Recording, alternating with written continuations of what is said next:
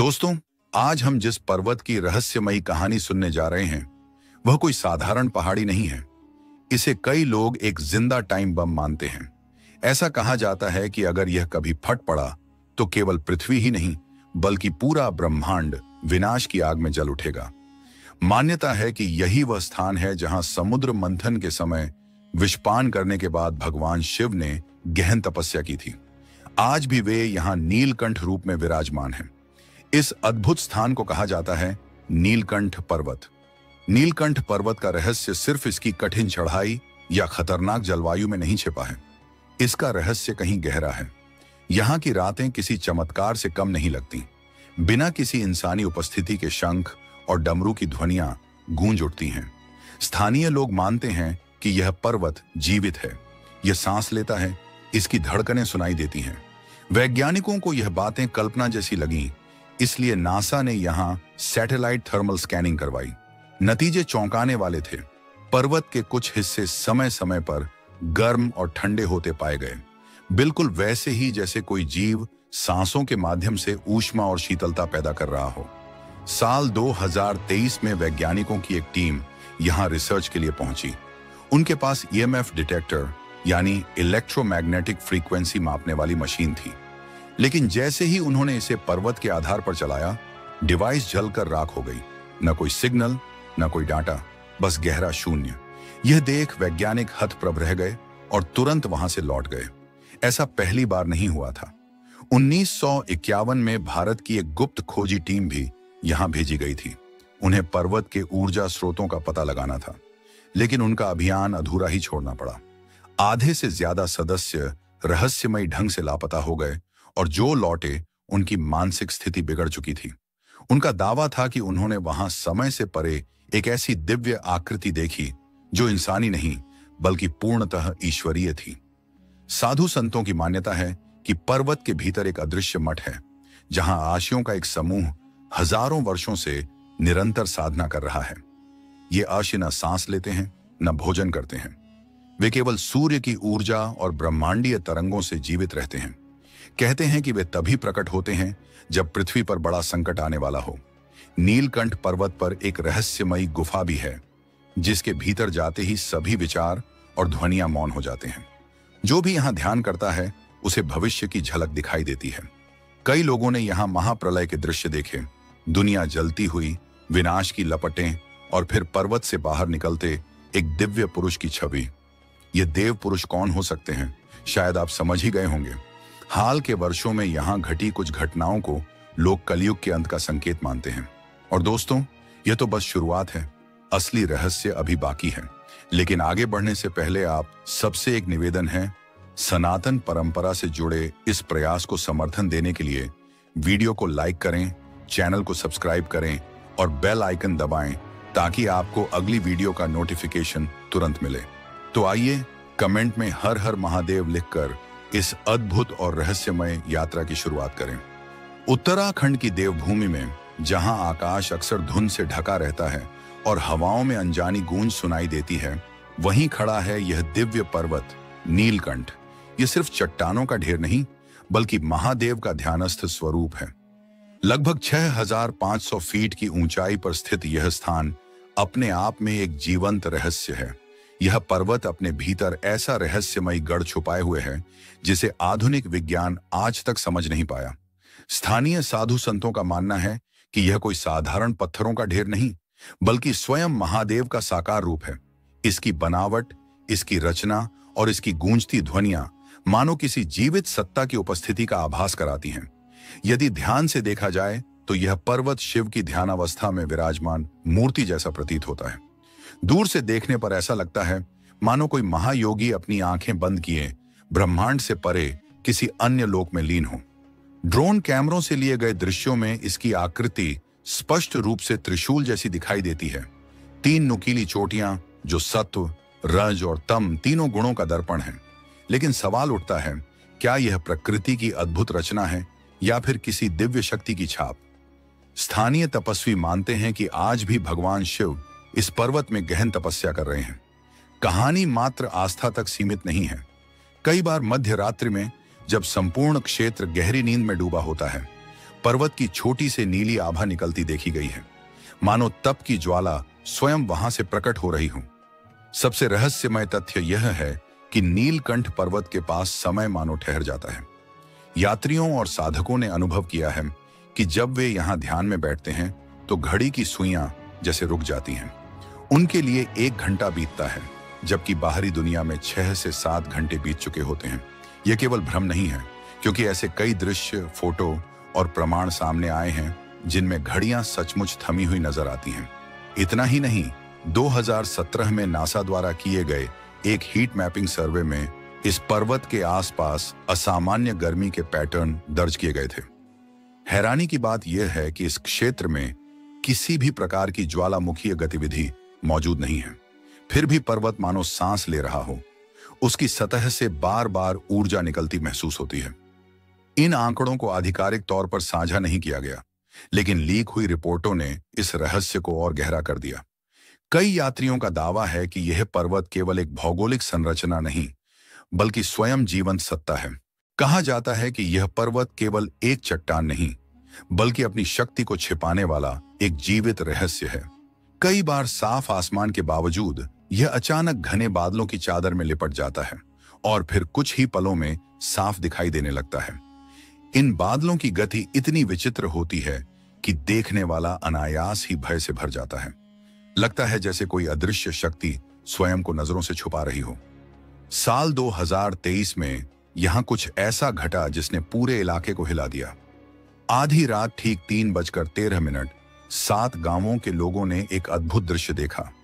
नीलकंठ पर्वत की छोटी से अचानक सुनहरी रोशनी का विस्फोट हुआ, मानो क्षण भर के लिए सूरज रात में ही उदित हो गया हो। आश्चर्य की बात यह थी कि न कोई आवाज, न धमाका, सिर्फ झिलमिलाता प्रकाश जिसने पूरे आकाश को चीर दिया। गांव वालों ने इसका वीडियो बनाने की कोशिश की, लेकिन कुछ ही समय बाद कई मोबाइल रहस्यमय तरीके से खराब हो गए या उनका डाटा मिट गया। वैज्ञानिक टीमें पहुंची, पर सरकार की ओर से कोई आधिकारिक बयान आज तक नहीं दिया गया, मानो कोई अदृश्य शक्ति खुद नहीं चाहती कि यह रहस्य सबके सामने आए। नीलकंठ पर्वत को लोग केवल भूगोल की रचना नहीं, बल्कि एक जीवित ऊर्जा मानते हैं। कई साधक कहते हैं कि यह किसी ब्रह्मांडीय द्वार की तरह है, जिसे समझने के लिए सिर्फ विज्ञान नहीं, बल्कि आस्था और साधना की आवश्यकता है। जो लोग पर्वत की तलहटी में मौन साधकर आंखें बंद करते हैं, वे भीतर से गूंजती अनजानी ध्वनियों का अनुभव करते हैं। यह ध्वनियां किसी प्राचीन मंत्रोच्चारण जैसी प्रतीत होती हैं, मानो कोई महायोगी समाधि में बैठकर अदृश्य लोकों से संवाद कर रहा हो। सबसे रहस्यमय दृश्य सावन के महीने में सामने आता है, जब पर्वत की ऊपरी चट्टानों पर त्रिनेत्र जैसी आकृति स्वयं उभरने लगती है। कुछ दिनों तक दिखाई देने के बाद यह धीरे धीरे विलीन हो जाती है। इसे न तो किसी ने उकेरा, न किसी ने बनाया। भक्त मानते हैं कि यह भगवान शिव का प्रतीक है, जो आज भी इस पर्वत की रक्षा कर रहे हैं। कुछ वर्ष पहले एक वीडियो ने सनसनी फैला दी थी। उसमें पर्वत की छोटी से सांप जैसी ऊर्जा निकलकर आसमान की ओर उठती हुई दिखाई दी थी। वैज्ञानिकों ने जांच की, लेकिन वहां कोई गैस या ऊष्मा का स्रोत नहीं मिला। कई साधकों ने इसे जागृत हुई कुंडलिनी शक्ति बताया। स्थानीय निवासियों का मानना है कि नीलकंठ पर्वत के भीतर साधना में लीन आत्माएं रहती हैं। ये आत्माएं न तो भूत हैं, न प्रेत, बल्कि वे आर्षि मुनि हैं, जिन्होंने मृत्यु के बाद भी यह स्थान नहीं छोड़ा। जंगलों में घूमते साधु सन्यासियों ने कई बार धुंधली आकृतियां देखी हैं। कुछ तो लौट आए, पर कुछ कभी वापस नहीं आए। सबसे चौंकाने वाली घटना तब हुई जब 30 साल पहले लापता एक साधु अचानक उसी स्थान पर दिखाई दिया। हैरानी की बात यह थी कि उसकी उम्र, चेहरा और त्वचा बिल्कुल वैसी ही थी जैसी उसके गायब होने के समय थी, मानो समय ने उसके लिए रुक ही गया हो। यह है नीलकंठ पर्वत का रहस्य, एक ऐसा स्थान जहां विज्ञान के तर्क मौन हो जाते हैं और आस्था, ध्यान और तप ही सच्चाई को छू पाते हैं। कई दशक पहले एक साधु दिखाई दिया था। उसके चेहरे पर न झुर्रियों का कोई निशान था और न ही शरीर पर उम्र का कोई असर। बस बदलाव इतना था कि उसकी वाणी अब एक अजीब, अपरिचित भाषा में ढल चुकी थी। स्थानीय लोग उसकी बोली को समझ नहीं पाए। उसने यह भी नहीं बताया कि इतने वर्षों तक वह कहां लुप्त रहा, पर उसकी आंखों में झलकता गहरा खालीपन ऐसा था, मानो वह किसी और लोक से होकर लौटा हो। हर सावन में साधु सन्यासी इस पर्वत की ओर जाते हैं, मगर उनमें से कई ऐसे होते हैं जो कभी वापस नहीं आते। न उनका शव मिलता है, न कपड़े, न कोई पहचान। ऐसा लगता है मानो वे किसी गुप्त दरार से किसी अनजान आयाम में प्रवेश कर गए हों। क्या यह नीलकंठ पर्वत सच में किसी रहस्यमय द्वार का रक्षक है, जो अपने समय पर खुलता और फिर बंद हो जाता है? इस रहस्य को और गहरा बना देती हैं यहाँ की गुफाएं। कुछ गुफाएं वर्षों तक खुली रहती हैं और अचानक एक रात मानो अदृश्य शक्ति से बंद हो जाती हैं। फिर लंबे समय बाद किसी तपस्वी को ही उनके दर्शन होते हैं। इन गुफाओं का रास्ता सामान्य लोगों के लिए नहीं, केवल उन लोगों के लिए है जो किसी दिव्य ज्ञान से संपन्न हों। एक शोध अभियान ने जब इन गुफाओं की जांच करने की कोशिश की तो अचानक उनके सारे यंत्र ठप हो गए। कैमरे बंद हो गए, जैसे किसी अदृश्य शक्ति ने उन्हें चेतावनी दी हो, आगे मत बढ़ो। 2025 की शुरुआत में वैज्ञानिकों ने दोबारा प्रयास किया और पर्वत के पास ड्रोन भेजा, लेकिन कुछ ही मिनटों में वह ड्रोन दुर्घटनाग्रस्त हो गया। जब उसकी रिकॉर्डिंग देखी गई तो उसमें एक आकृति दिखाई दी, ध्यान मग्न स्थिति में बैठी हुई। यह कोई साधारण इंसान नहीं लग रहा था। उस थी कि वह शरीर नहीं बल्कि शुद्ध ऊर्जा का स्वरूप है। वीडियो की गुणवत्ता भले कमजोर थी, लेकिन इतना साफ हो गया कि पर्वत के भीतर कोई शक्ति है, कोई उपस्थिति है जो अभी तक मानवता की पकड़ से परे है। यही कारण है कि इस पर्वत को प्राचीन काल से स्वर्ग द्वार कहा जाता है। मान्यता है कि यहाँ एक ऐसा दिव्य मार्ग है जो केवल विशेष साधना और समय के अनुसार ही खुलता है। कहा जाता है कि वह द्वार किसी साधारण लोक का हिस्सा नहीं, बल्कि स्वयं देवलोक की राह है। प्राचीन मान्यताओं में उल्लेख मिलता है कि महर्षि विश्वामित्र, वशिष्ठ और अनेक आर्षि इसी अदृश्य मार्ग से स्वर्ग और पृथ्वी के बीच आ जा सकते थे। परंतु असली प्रश्न यही है, यह द्वार वास्तव में कहाँ स्थित है? इसका रहस्य आज तक अनसुलझा है। कुछ साधुओं का दावा है कि यह गुप्त प्रवेश के लिए साधक को मौन साधना और कठिन अघोर तप करना आवश्यक होता है। वहीं दूसरी मान्यता यह कहती है कि यह अद्भुत द्वार पर्वत की चोटी पर है, जो केवल चंद्र ग्रहण की रात में प्रकट होता है। एक तीसरी धारणा यह भी है कि यह कोई भौतिक मार्ग नहीं, बल्कि चेतना का ऐसा द्वार है जिसे केवल अनुभूति और आत्मज्ञान के माध्यम से खोला जा सकता है। आत्मबोध ही वह चाबी है जिससे नीलकंठ पर्वत के गहन रहस्यों के द्वार खुलते हैं। सबसे बड़ा प्रश्न यह है कि क्या यह केवल एक पर्वत है या फिर स्वयं एक जीवित चेतना जो साधकों को अपनी ओर खींचती है, परखती है और उन्हें उस परम सत्य की ओर ले जाती है जिसे सामान्य जगत समझ ही नहीं पाता। यह स्थान न तो सिर्फ तीर्थ है और न ही मात्र एक ट्रैकिंग स्पॉट, बल्कि यह समय का द्वार है, भूत, वर्तमान और भविष्य को जोड़ने वाला। तांत्रिक परंपरा में इसे शिव का गुप्त आश्रय माना गया है। कहा जाता है कि यह वही गुफा है जहां सामान्य व्यक्ति का मन अधिक देर तक ठहर ही नहीं सकता, क्योंकि यहाँ की ऊर्जा असाधारण रूप से प्रचंड है। अनगिनत साधकों ने अनुभव साझा किया है कि जैसे ही वे यहाँ ध्यान में बैठे, उनके मस्तक के मध्य कुछ खुलने सा प्रतीत हुआ, जैसे तीसरी आंख जीवंत हो गई हो और हर दिशा में दृष्टि करने लगी हो। समय और स्थान की अनुभूति लुप्त हो जाती है और चेतना गहन शून्यता में विलीन हो जाती है। कई साधक कहते हैं कि शरीर वहीं बैठा रहता है, परंतु आत्मा किसी और लोक की यात्रा पर निकल जाती है। कुछ तांत्रिक तो इसे शिव का निज द्वार बताते हैं, ऐसा द्वार जो केवल तंत्र मार्ग से ही खुलता है। साधारण श्रद्धालु इस ऊर्जा को सहन नहीं कर पाते और अक्सर विचलित होकर लौट जाते हैं, पर जो साधना के लिए तैयार होते हैं उनके लिए यह स्थल स्वयं मोक्ष द्वार बन जाता है। एक साधक का अनुभव तो और भी विलक्षण था। ध्यान की अवस्था में उसने अचानक देखा कि एक वृद्ध संत 4-5 फीट हवा में स्थिर होकर बैठे थे। उनका शरीर हिल भी नहीं रहा था और नेत्र बंद थे। जब साधक पास पहुंचा तो वे धीरे धीरे नीचे उतरे और आंखें खोलीं। उन नेत्रों में मानो पूरा ब्रह्मांड घूमता दिखाई दे रहा था। इसी तरह एक अन्य साधक ध्यान में इतना गहरे उतर गया कि उसका शरीर कठोर होकर पत्थर सा बन गया। आज भी वहां एक रहस्यमय मूर्ति रखी है जिसे कोई छूता तक नहीं।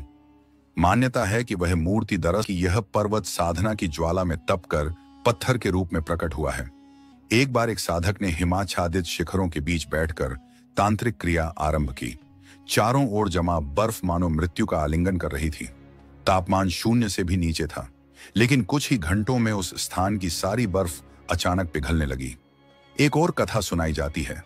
एक साधक विशेष बीज मंत्र का जाप कर रहा था। जैसे ही उसकी ध्वनि पर्वत से टकराई, मानो सामने खड़ा पत्थर जीवित हो उठा। वातावरण में एक अदृश्य कंपन गूंजने लगा, जैसे कोई चेतन शक्ति केवल उसी तरंग पर जागृत हो गई हो। सबसे हाल की घटना 2024 में सामने आई। एक युवक प्रसिद्धि की चाह में यहां आया और कैमरे के सामने ध्यान में बैठ गया। प्रारंभ में सब सामान्य लगा, लेकिन कुछ क्षणों बाद उसकी देह कांपने लगी। चेहरे पर भय की रेखाएं उभर आईं और वह चिल्लाता हुआ वहां से भाग गया। बाद में उसने बताया, वहां कोई था जो मुझे घूर रहा था, मेरे भीतर झांक रहा था। उसका वीडियो सोशल मीडिया पर तेजी से फैल गया।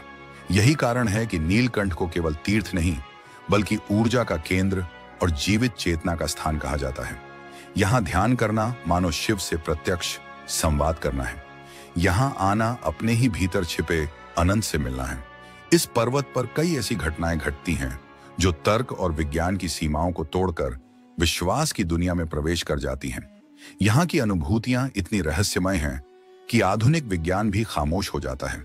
साधकों का अनुभव है कि नीलकंठ पर मौन की भाषा चलती है। यहां शब्दों की आवश्यकता नहीं होती। विचार, भाव और ये वह भाषा है जो सीधे मन और आत्मा को जोड़ देती है। एक बार एक 7 वर्षीय बालक अपने माता पिता संग यहां आया। अचानक वह पर्वत की ओर भागा और 2 घंटे तक गायब रहा। जब लौटा तो उसकी आंखों में गहराई थी और वह किसी अनजान बोली में बात कर रहा था। भाषा विशेषज्ञों ने जांच की और पाया कि वह संस्कृत निष्ठ देववाणी बोल रहा था, एक ऐसी भाषा जो वैदिक युग में ही प्रचलित थी। साल 2019 में एक प्रसिद्ध वैज्ञानिक शोध हेतु यहां पहुंचे, पर लौटने के बाद उनका व्यक्तित्व पूरी तरह बदल चुका था। उनका रूप, वाणी और आचरण सब कुछ मानो किसी अन्य लोक की छाप से भर गया हो। उसने सब कुछ त्याग कर संन्यास का मार्ग अपना लिया और आजकल हिमालय की गोद में एक ब्रह्मचारी की तरह जीवन बिता रहा है। उसका कहना है कि वहां ऐसा अनुभव हुआ जो शब्दों से परे है, मानो उसे अपने ही असली स्वरूप का साक्षात्कार हो गया हो। नीलकंठ पर्वत से जुड़ी एक और विचित्र कथा भी प्रचलित है। कहा जाता है कि एक अमर साधु पिछले 300 वर्षों से भी अधिक समय से उसी देह में विचरण कर रहे हैं। वे केवल नीलकंठ क्षेत्र में ही दिखाई देते हैं। कई लोगों ने उन्हें अपनी आंखों से देखा है, लेकिन कोई भी उनका पीछा करने में सफल नहीं हो पाया। वे अचानक प्रकट होते हैं और उसी रहस्यमय ढंग से ओझल हो जाते हैं। यहाँ एक अद्भुत शिला भी है जिसे भविष्य दर्शाने वाला पत्थर कहा जाता है। मान्यता है कि इसके सामने ध्यान लगाने वाला व्यक्ति आने वाली घटनाओं की झलक देख सकता है। अनेक साधक और यात्री बताते हैं कि जब उन्होंने इसकी ओर मुख करके ध्यान लगाया तो उनकी आंखें बंद होते ही उनके जीवन या संसार के भविष्य के दृश्य उनके भीतर प्रकट होने लगे। एक और आश्चर्यजनक घटना की चर्चा भी होती है। कहा जाता है कि एक साधक 7 दिनों तक बिना किसी सहारे के हवा में मंडराता रहा। यह घटना एक स्थानीय आश्रम के निकट हुई थी। वहां उपस्थित लोगों ने देखा कि वह धीरे धीरे ऊपर उठा और लगभग 3 फुट की ऊंचाई पर स्थिर हो गया। न रस्सी थी, न कोई उपकरण। फिर भी वह पूरे 7 दिन तक उसी स्थिति में रहा और बाद में धीरे धीरे नीचे उतर आया। इस रहस्यमयी दृश्य का साक्षात्कार सैकड़ों लोगों ने किया और इसका वीडियो आज भी इंटरनेट पर देखा जा सकता है। यह पर्वत साधारण नहीं है, इसे देवताओं की जीवित उपस्थिति का केंद्र माना जाता है। श्रद्धालु कहते हैं कि यह केवल एक शिला पर्वत नहीं, बल्कि स्वयं भोलेनाथ का मूर्त स्वरूप है। स्थानीय साधकों का विश्वास है कि यहां आज भी अदृश्य रूप में नंदी महाराज शिवद्वार पर पहरा दे रहे हैं। कई लोग बताते हैं कि रात्रि के सन्नाटे में उन्होंने भारी पदचाप और गूंजती गर्जना सुनी, परंतु वहां कोई दिखाई नहीं देता। हर साल सावन के पावन महीने में एक अद्भुत दृश्य प्रकट होता है। एक विशेष चट्टान पर धीरे धीरे देवी पार्वती की आकृति उभरने लगी, परंतु यह आकृति क्षण भर में ही लुप्त हो जाती है, जैसे केवल श्रद्धा और भक्ति की आंखें ही इसे देख सकती हैं। कहा जाता है कि यह वही भूमि है जहां सप्तर्षियों ने तपस्या की थी और ब्रह्म ज्ञान का अनुसंधान किया था। यहाँ की शिलाओं और वृक्षों से आज भी अद्भुत ऊर्जा प्रस्फुटित होती है। सच्चा साधक जब यहाँ ध्यान लगाता है तो उसे इन महर्षियों की उपस्थिति का आभास मिलता है। स्थानीय लोग रात के समय विचित्र घटनाओं के साक्षी बने हैं। वे कहते हैं कि उन्होंने बांसुरी और वीणा की मधुर ध्वनियां सुनी हैं, जैसे कोई गंधर्व या अप्सरा संगीत साधना में लीन हो। कई बार पर्वत की ढलानों पर चांदनी में झिलमिलाती रहस्यमयी आकृतियां दिखती हैं, मानो अप्सराएं नृत्य कर रही हों। लेकिन पास जाने पर सब कुछ अचानक शांत हो जाता है। इस क्षेत्र में अनंत नाग नामक एक दिव्य प्राणी का भी उल्लेख मिलता है।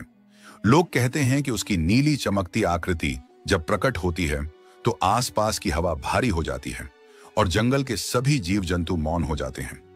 यह भी मान्यता है कि यहाँ कभी पवन पुत्र हनुमान ने समाधि ली थी। तभी से पर्वत का एक भाग शून्य वायु क्षेत्र कहलाता है। वहां न हवा बहती है, न पत्ते हिलते हैं, मानो समय ठहर गया हो। हाल ही के वर्षों में यहां हुई घटनाओं ने लोगों को और चकित कर दिया।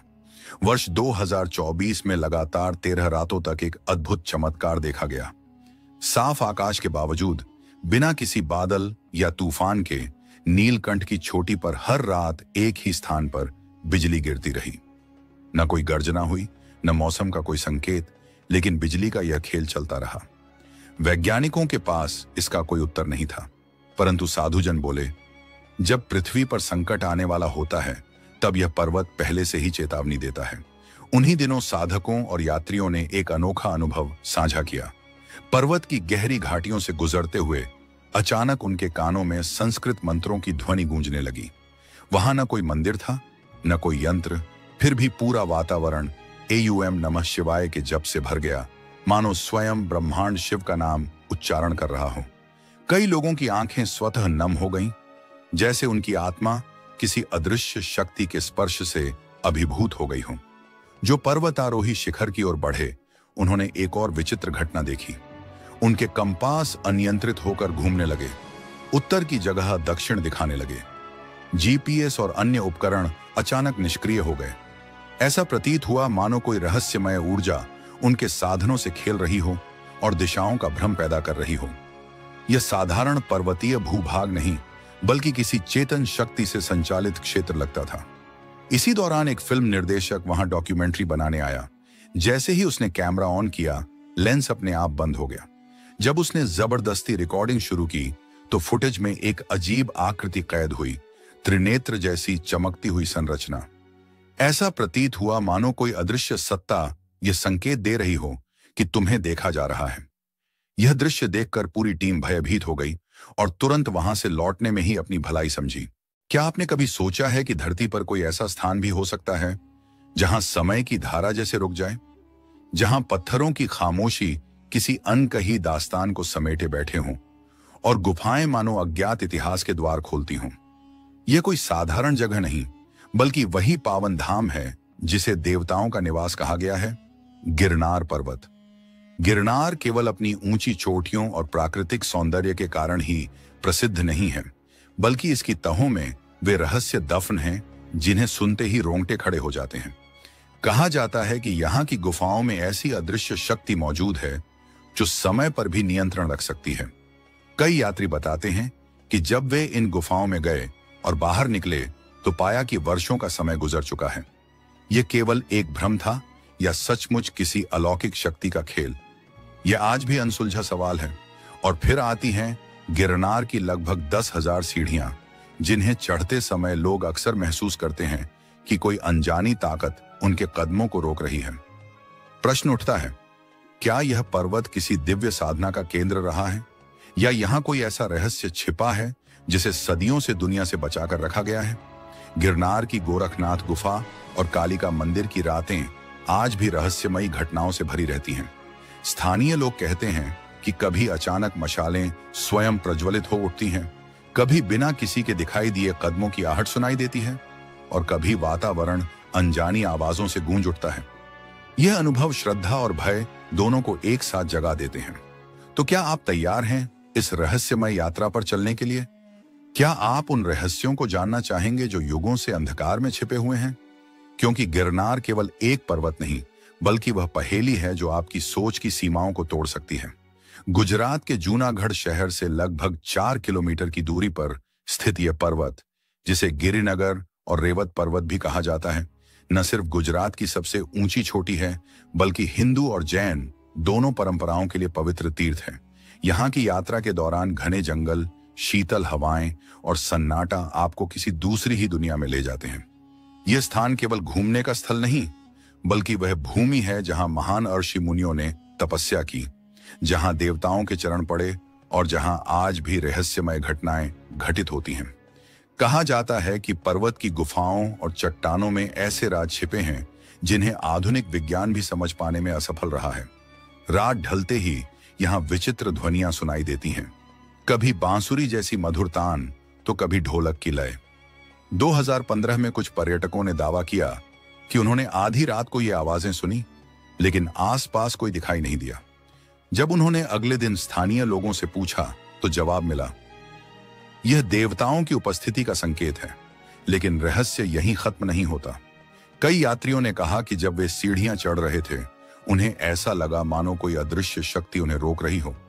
यह केवल मन का भ्रम था या किसी परालौकिक सत्ता का प्रमाण? यह प्रश्न आज भी अनुत्तरित है। इन 10,000 सीढ़ियों के बारे में एक और कथा प्रचलित है। माना जाता है कि किसी महान तपस्वी ने इन्हें साधना के समय बनाया था, और ये सीढ़ियां पृथ्वी और स्वर्ग के बीच एक रहस्यमय सेतु का प्रतीक है। गिरनार पर्वत जितना प्राचीन है, उतना ही गहन और रहस्यमय भी।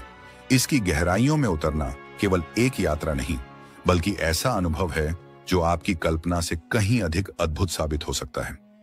मान्यता है कि इन सीढ़ियों का जन्म देवताओं और असुरों के बीच हुए एक अनोखे समझौते से हुआ।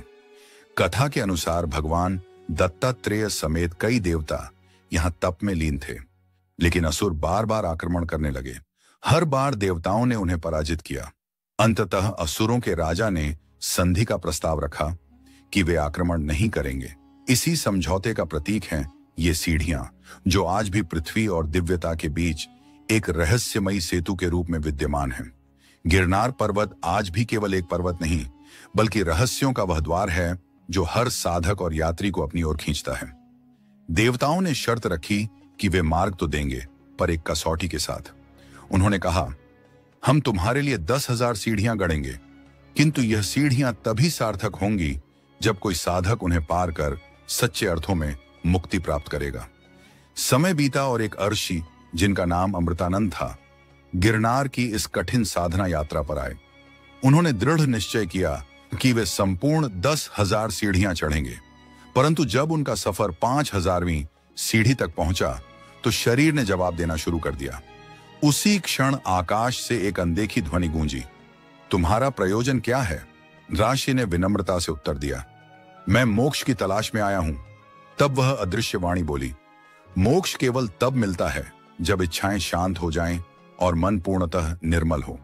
यदि तुम अपने भीतर के मोह को त्याग सकते हो तो आगे बढ़ो। ऋषि अमृतानंद ने मन से समस्त सांसारिक आसक्तियों का परित्याग किया और संकल्प के साथ आगे बढ़ते रहे। जैसे ही उन्होंने 10,000वीं सीढ़ी को पार किया, उनके सामने दिव्य ज्योति प्रकट हुई और वहीं उन्हें मुक्ति का अनुभव हुआ। आज भी गिरनार की ये सीढ़ियां श्रद्धा और रहस्य का केंद्र मानी जाती हैं।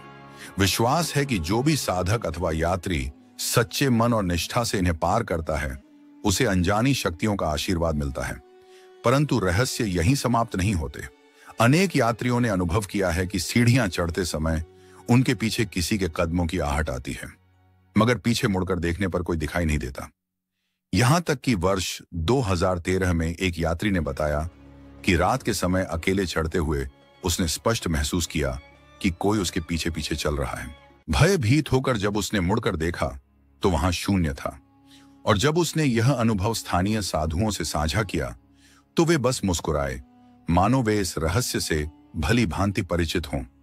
क्या आप जानते हैं कि गिरनार पर्वत सिर्फ एक धार्मिक तीर्थ ही नहीं, बल्कि आत्मा और विश्वास की परीक्षा का स्थल भी माना जाता है? मान्यता है कि यहाँ अदृश्य शक्तियां साधकों की निष्ठा और साहस को परखती हैं। वे किसी को रोकती नहीं, लेकिन उनके विश्वास की कसौटी अवश्य लेती हैं। इसी पर्वत की गहराइयों में स्थित है एक रहस्यमय स्थान, काली गुफा। इसे एक अलौकिक द्वार कहा जाता है, जिसके भीतर अज्ञात लोक का रहस्य छिपा है। स्थानीय लोगों के अनुसार जो भी इस गुफा में बहुत भीतर तक गया है, उसका वापस आना निश्चित नहीं रहा। जो लौटे भी, उनके चेहरों पर भय और अनकहे अनुभव की छाया साफ देखी गई। साल 2005 की एक घटना आज भी चर्चा का विषय है। 2 युवक गुफा के रहस्यों की खोज में भीतर गए और दावा किया कि वे इसकी संरचना और रहस्यमयी मार्गों का पर्दाफाश करेंगे, मगर वे कभी वापस नहीं लौटे। खोजबीन के दौरान लोगों ने गुफा से अजीबोगरीब आवाजें जरूर सुनी, लेकिन युवकों का कोई सुराग हाथ नहीं लगा। उस दिन से यह स्थान और भी रहस्यमय माना जाने लगा। काली गुफा सदियों से तांत्रिक साधना और गहन तप का केंद्र रही है। यहां अनेक साधकों ने कठोर साधनाएं की, जिसके कारण यह स्थान आज भी अद्भुत ऊर्जा से भरा हुआ प्रतीत होता है। विश्वास किया जाता है कि यह स्वयं देवी काली का निवास स्थल है और विशेष अनुष्ठानों के द्वारा साधक उनकी कृपा प्राप्त कर सकते हैं। गुफा की बनावट भी अत्यंत विचित्र है। भीतर भूल भुलैया जैसी पगडंडियां और संकरी गलियां हैं, जहां प्रवेश करते ही दिशा भ्रम हो जाता है। ग्रामीण बताते हैं कि इसके भीतर गुप्त सुरंगें मौजूद हैं, जिन्हें प्राचीन समय में आपातकालीन रास्तों के रूप में इस्तेमाल किया जाता था। कुछ का तो मानना है कि ये सुरंगें पाताल लोक या अन्य गूढ़ लोकों से जुड़ी हो सकती हैं। कई साधकों ने यहां अलौकिक अनुभव होने की गवाही दी है। किसी ने ध्यान के समय अदृश्य शक्तियों का अनुभव किया, तो किसी ने असाधारण चमत्कारों का सामना किया। यही कारण है कि स्थानीय लोगों की नजर में यह गुफा आज भी रहस्य और दिव्यता का अद्भुत संगम है। गिरनार की काली गुफा को लेकर स्थानीय लोगों के बीच गहरी मान्यताएं जुड़ी हुई हैं। कहा जाता है कि यहाँ की रहस्यमयी शक्तियां बाहरी व्यक्तियों को अपने भीतर समाहित नहीं करती। कई लोग इसे मां काली के क्रोध का प्रतीक मानते हैं, तो कुछ इसे प्रकृति के अनसुलझे रहस्य के रूप में देखते हैं। सच यह है कि यह गुफा आज भी रहस्य, अध्यात्म और प्राचीन इतिहास का जीवन प्रतीक बनी हुई है। लेकिन गिरनार की कहानियां यहीं खत्म नहीं होती। यहां स्थित है गोरखनाथ मंदिर, जिसे महान योगी गुरु गोरखनाथ की तपस्थली माना जाता है। लोक कथाओं के अनुसार इसी स्थान पर उन्होंने कठिन साधना कर दिव्य सिद्धियां प्राप्त की थीं। यही कारण है कि यह मंदिर अदृश्य शक्ति और आध्यात्मिक तेज का केंद्र माना जाता है। मंदिर की सबसे चौंकाने वाली बात है वह अखंड ध्वनि, एक पवित्र ज्योति जो अनादिकाल से लगातार जल रही है। भक्तों का विश्वास है कि इसकी राख में अद्भुत औषधीय गुण छिपे हैं, जो असाध्य रोगों को भी मिटा सकते हैं। कहा जाता है कि इसी स्थान पर साधक आत्मा और शरीर को अलग करने जैसी विलक्षण साधना का अभ्यास करते हैं। यहाँ की ऊर्जाएं इतनी तीव्र और सूक्ष्म हैं कि हर व्यक्ति उन्हें महसूस नहीं कर पाता। कई श्रद्धालुओं ने दावा किया है कि उन्होंने मंदिर प्रांगण में रहस्यमयी घंटियों की आवाज सुनी, जबकि वहां कोई मौजूद नहीं था। इसे गुरु गोरखनाथ की अदृश्य उपस्थिति और आशीर्वाद का संकेत माना जाता है। मंदिर के आसपास फैली गुफाओं और गुप्त सुरंगों को लेकर भी अनेक कथाएं प्रचलित हैं। माना जाता है कि ये सुरंगें ध्यान और साधना के लिए बनाई गई थीं और स्वयं गुरु गोरखनाथ उनका उपयोग किया करते थे। कुछ लोगों का तो यहां तक कहना है कि इन गुफाओं में प्रवेश करने वाला व्यक्ति किसी अन्य ही लोक में चला जाता है, क्योंकि यहाँ का वातावरण सामान्य नहीं बल्कि अलौकिक है। इन रहस्यों के बाद अब आते हैं गिरनार की सबसे ऊंची और पवित्र चोटी पर, जहां स्थित है भगवान दत्तात्रेय का मंदिर। यह धाम पर्वत के शिखर पर इस तरह खड़ा है मानो आकाश से झूल रहा हो। वहां तक पहुंचने के लिए हजारों सीढ़ियां पार करनी पड़ती हैं। यह चढ़ाई केवल शरीर की परीक्षा नहीं बल्कि आत्मा की दृढ़ता की कसौटी भी होती है। कई साधकों का अनुभव है कि जैसे ही वे इस मंदिर तक पहुंचते हैं, उन्हें लगता है मानो वे भौतिक जगत से परे किसी दिव्य लोक में प्रवेश कर गए हों। कहा जाता है कि यहीं भगवान दत्तात्रेय ने सहस्त्रों वर्षों तक कठोर तपस्या की और इस शिखर को दिव्य तेज और रहस्य का धाम बना दिया। प्रकृति से मिले 24 गुरुओं के उपदेशों को आत्मसात करने के बाद भगवान दत्तात्रेय ने वह दिव्य ज्ञान अपने शिष्यों के साथ साझा किया। लेकिन गिरनार के इस मंदिर का सबसे रहस्यमय पक्ष है दत्तात्रेय जी के पावन चरण चिन्ह। इन्हें संपूर्ण पर्वत की आध्यात्मिक ऊर्जा और दिव्यता का आधार माना जाता है। श्रद्धालु विश्वास रखते हैं कि इन चरणों के दर्शन से मन शुद्ध होता है और आत्मा मुक्ति के मार्ग पर अग्रसर होती है। मंदिर में स्थित दत्तात्रेय पादुका को असाधारण ऊर्जाओं से युक्त स्थल माना जाता है। भक्त कहते हैं कि यहाँ खड़े होते ही भीतर एक अनोखी शक्ति का अनुभव होता है। क्या आपको पता है कि समय का असामान्य प्रवाह या समय चक्र का अनुभव सिर्फ गिरनार में ही नहीं बल्कि भारत के अन्य प्राचीन और रहस्यमयी स्थलों पर भी दर्ज किया गया है? आज तक कोई भी इन गुफाओं के रहस्य का स्पष्ट उत्तर नहीं खोज पाया। कई लोग मानते हैं कि यह स्थान गहन आध्यात्मिक शक्ति से परिपूर्ण है, तो कुछ इसे अदृश्य और पराभौतिक शक्तियों का खेल बताते हैं। दूसरी ओर वैज्ञानिकों का मानना है कि इन गुफाओं की संरचना और वातावरण मानव मस्तिष्क पर गहरा असर डालते हैं, जिसके कारण समय और वास्तविकता की अनुभूति बदल जाती है। तो प्रश्न यही है, इन गुफाओं में आखिर छिपा क्या है? क्या वास्तव में यहाँ प्राचीन ऋषि मुनि तपस्या किया करते थे, या फिर यह किसी अज्ञात लोक का प्रवेश द्वार है? उत्तर आज भी अनकहा है। यही वजह है कि गिरनार की ये गुफाएं अब भी आस्था और विज्ञान के बीच एक अनसुलझा रहस्य बनी हुई है। क्या आपने कभी सुना है कि गिरनार पर्वत के भीतर ऐसा रहस्यमय मार्ग भी छिपा है जिसे तपस्वियों का रास्ता कहा जाता है? कहते हैं यह मार्ग साधारण मनुष्य के लिए नहीं बना। केवल वे ही संत और योगी इस पथ पर आगे बढ़ पाते हैं जिनके पास गहरी साधना की शक्ति और अद्भुत धैर्य होता है। माना जाता है कि यह रास्ता सीधे पर्वत की गहराई में छिपी गुफाओं तक जाता है, जहां सिद्ध तपस्वी ध्यान और साधना करने आते हैं। लेकिन इस मार्ग से जुड़ी सबसे विचित्र कथा यह है कि यह एक गुप्त और अदृश्य नगर तक पहुंचाता है। ऐसा नगर जिसे सिर्फ सिद्ध योगियों की दृष्टि ही देख सकती है। लोक कथाओं में यहां तक वर्णन मिलता है कि कई साधक इस मार्ग पर गए, लेकिन उनमें से कुछ कभी वापस नहीं लौट पाए। गिरनार को सप्तशृंगी पर्वत भी कहा जाता है क्योंकि इसकी 7 ऊंची चोटियां हैं, किंतु इन चोटियों का रहस्य और भी चौंकाने वाला है। मान्यता है कि इनमें से कुछ चोटियों पर स्वयं देवताओं का वास है। यात्री और साधक बताते हैं कि उन्होंने यहाँ रात के समय रहस्यमयी रोशनियां देखी हैं, कभी नीले प्रकाश की चमक तो कभी सफेद उजाले की आभा। साल 2017 में कुछ ट्रैकर्स ने दावा किया कि उन्होंने शिखर पर नीली और सफेद रोशनियां अपनी आंखों से देखी।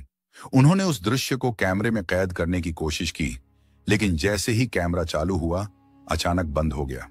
यह घटना सबके लिए रहस्य बन गई। जब उन्होंने सुबह साधुओं से इसके बारे में पूछा तो उन्हें उत्तर मिला, यह देवताओं की लीला है, इसे समझने का प्रयास मत करो। तो क्या यह चमक सचमुच कोई दिव्य संकेत थी या फिर प्रकृति का कोई अज्ञात रहस्य? इसका उत्तर आज तक कोई नहीं खोज पाया। इसी कारण गिरनार की 7 चोटियां आज भी आस्था, रहस्य और दिव्यता का अद्भुत संगम मानी जाती है। गिरनार का एक और पवित्र स्थान है काल भैरव मंदिर। कहा जाता है कि यहाँ स्वयं मृत्यु और समय के अधिपति भगवान भैरव विराजमान हैं। श्रद्धालुओं का विश्वास है कि यहाँ दर्शन करने वाला कोई भी भक्त, चाहे वह कठिन परिस्थितियों में हो या किसी विशेष वरदान की तलाश में, किसी न किसी रूप में समाधान और शक्ति प्राप्त करता है। किंवदंतियों में वर्णन मिलता है कि जो भी सच्चे मन से इस मंदिर में प्रार्थना करता है, उसकी मनोकामनाएं पूरी होती हैं। लेकिन इसके साथ ही जीवन की कुछ विशेष परीक्षाओं और चुनौतियों से भी उसे गुजरना पड़ सकता है। यही कारण है कि यह मंदिर केवल पूजा और भक्ति का केंद्र नहीं, बल्कि रहस्यमय अनुभवों का स्थान भी माना जाता है। कई यात्रियों ने यहाँ अनदेखी शक्तियों की उपस्थिति महसूस करने का दावा किया है। वर्ष 2020 की एक घटना में एक भक्त ने कहा कि जब वह मंदिर में प्रवेश करने लगा तो ऐसा लगा मानो कोई अदृश्य शक्ति उसे भीतर जाने से रोक रही हो। लेकिन अंततः जब उसने श्रद्धा से कदम बढ़ाया तो वह मंदिर में प्रवेश कर सका। उसने साहस जुटाकर जब मंदिर के भीतर प्रवेश किया और श्रद्धा से पूजा अर्चना की तो उसके मन में एक अनोखी शांति और हल्केपन का अनुभव उमड़ पड़ा। इस स्थान से जुड़े कुछ तांत्रिक प्रयोग और गूढ़ अनुष्ठान भी प्रचलित हैं। मान्यता है कि इन क्रियाओं का उद्देश्य भगवान भैरव के उग्र स्वरूप को शांत करना होता है। लेकिन इन साधनाओं और अनुष्ठानों का रहस्य आज भी पूरी तरह स्पष्ट नहीं है। इनके प्रभाव इतने गहरे और अलौकिक बताए जाते हैं कि इन्हें लेकर अक्सर विवाद खड़े हो जाते हैं। खासकर रात के समय यह स्थल और भी रहस्यमय प्रतीत होता है। कई लोग कहते हैं कि जैसे ही अंधेरा फैलता है, मंदिर के चारों ओर की हवा में एक अनकही निस्तब्धता और अदृश्य ऊर्जा का संचार होने लगता है। असली सच्चाई क्या है, यह सवाल आज भी अनुत्तरित है। गिरनार पर्वत से जुड़ा एक और रहस्य वहां साधना करने वाले तपस्वियों से संबंधित है। यात्रियों ने कई बार सफेद वस्त्रधारी साधुओं को गहन ध्यान में लीन देखा है, लेकिन जैसे ही कोई उनके पास पहुंचा, वे साधु अचानक दृष्टि से ओझल हो गए। वर्ष 2018 में एक पर्यटक समूह ने भी ऐसी विचित्र घटना का सामना किया था। स्थानीय मान्यता है कि ये वे ही आत्माएं हैं जिन्होंने अपने जीवन काल में कठिन साधनाओं के माध्यम से उच्चतम सिद्धियां प्राप्त की थीं। शरीर त्यागने के बाद भी उनकी चेतना इस पर्वत पर विद्यमान मानी जाती है।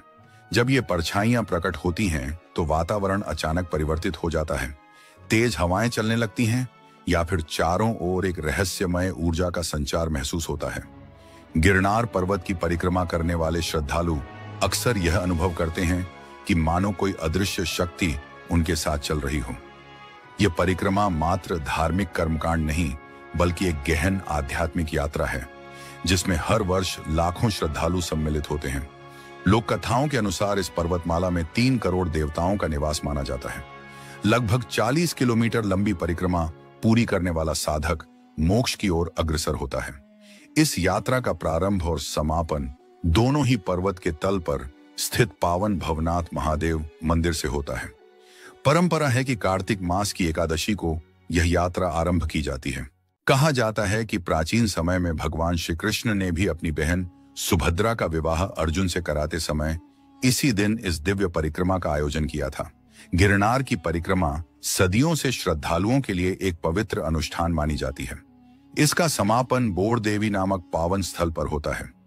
मान्यता है कि इसी स्थान पर पूर्णिमा के दिन अर्जुन और सुभद्रा का दिव्य विवाह संपन्न हुआ था। समय के प्रवाह के साथ हेजा भगत और उनके 10 साथियों ने भी इस कठिन यात्रा को पूरा कर इस परंपरा को और लोकप्रिय बना दिया।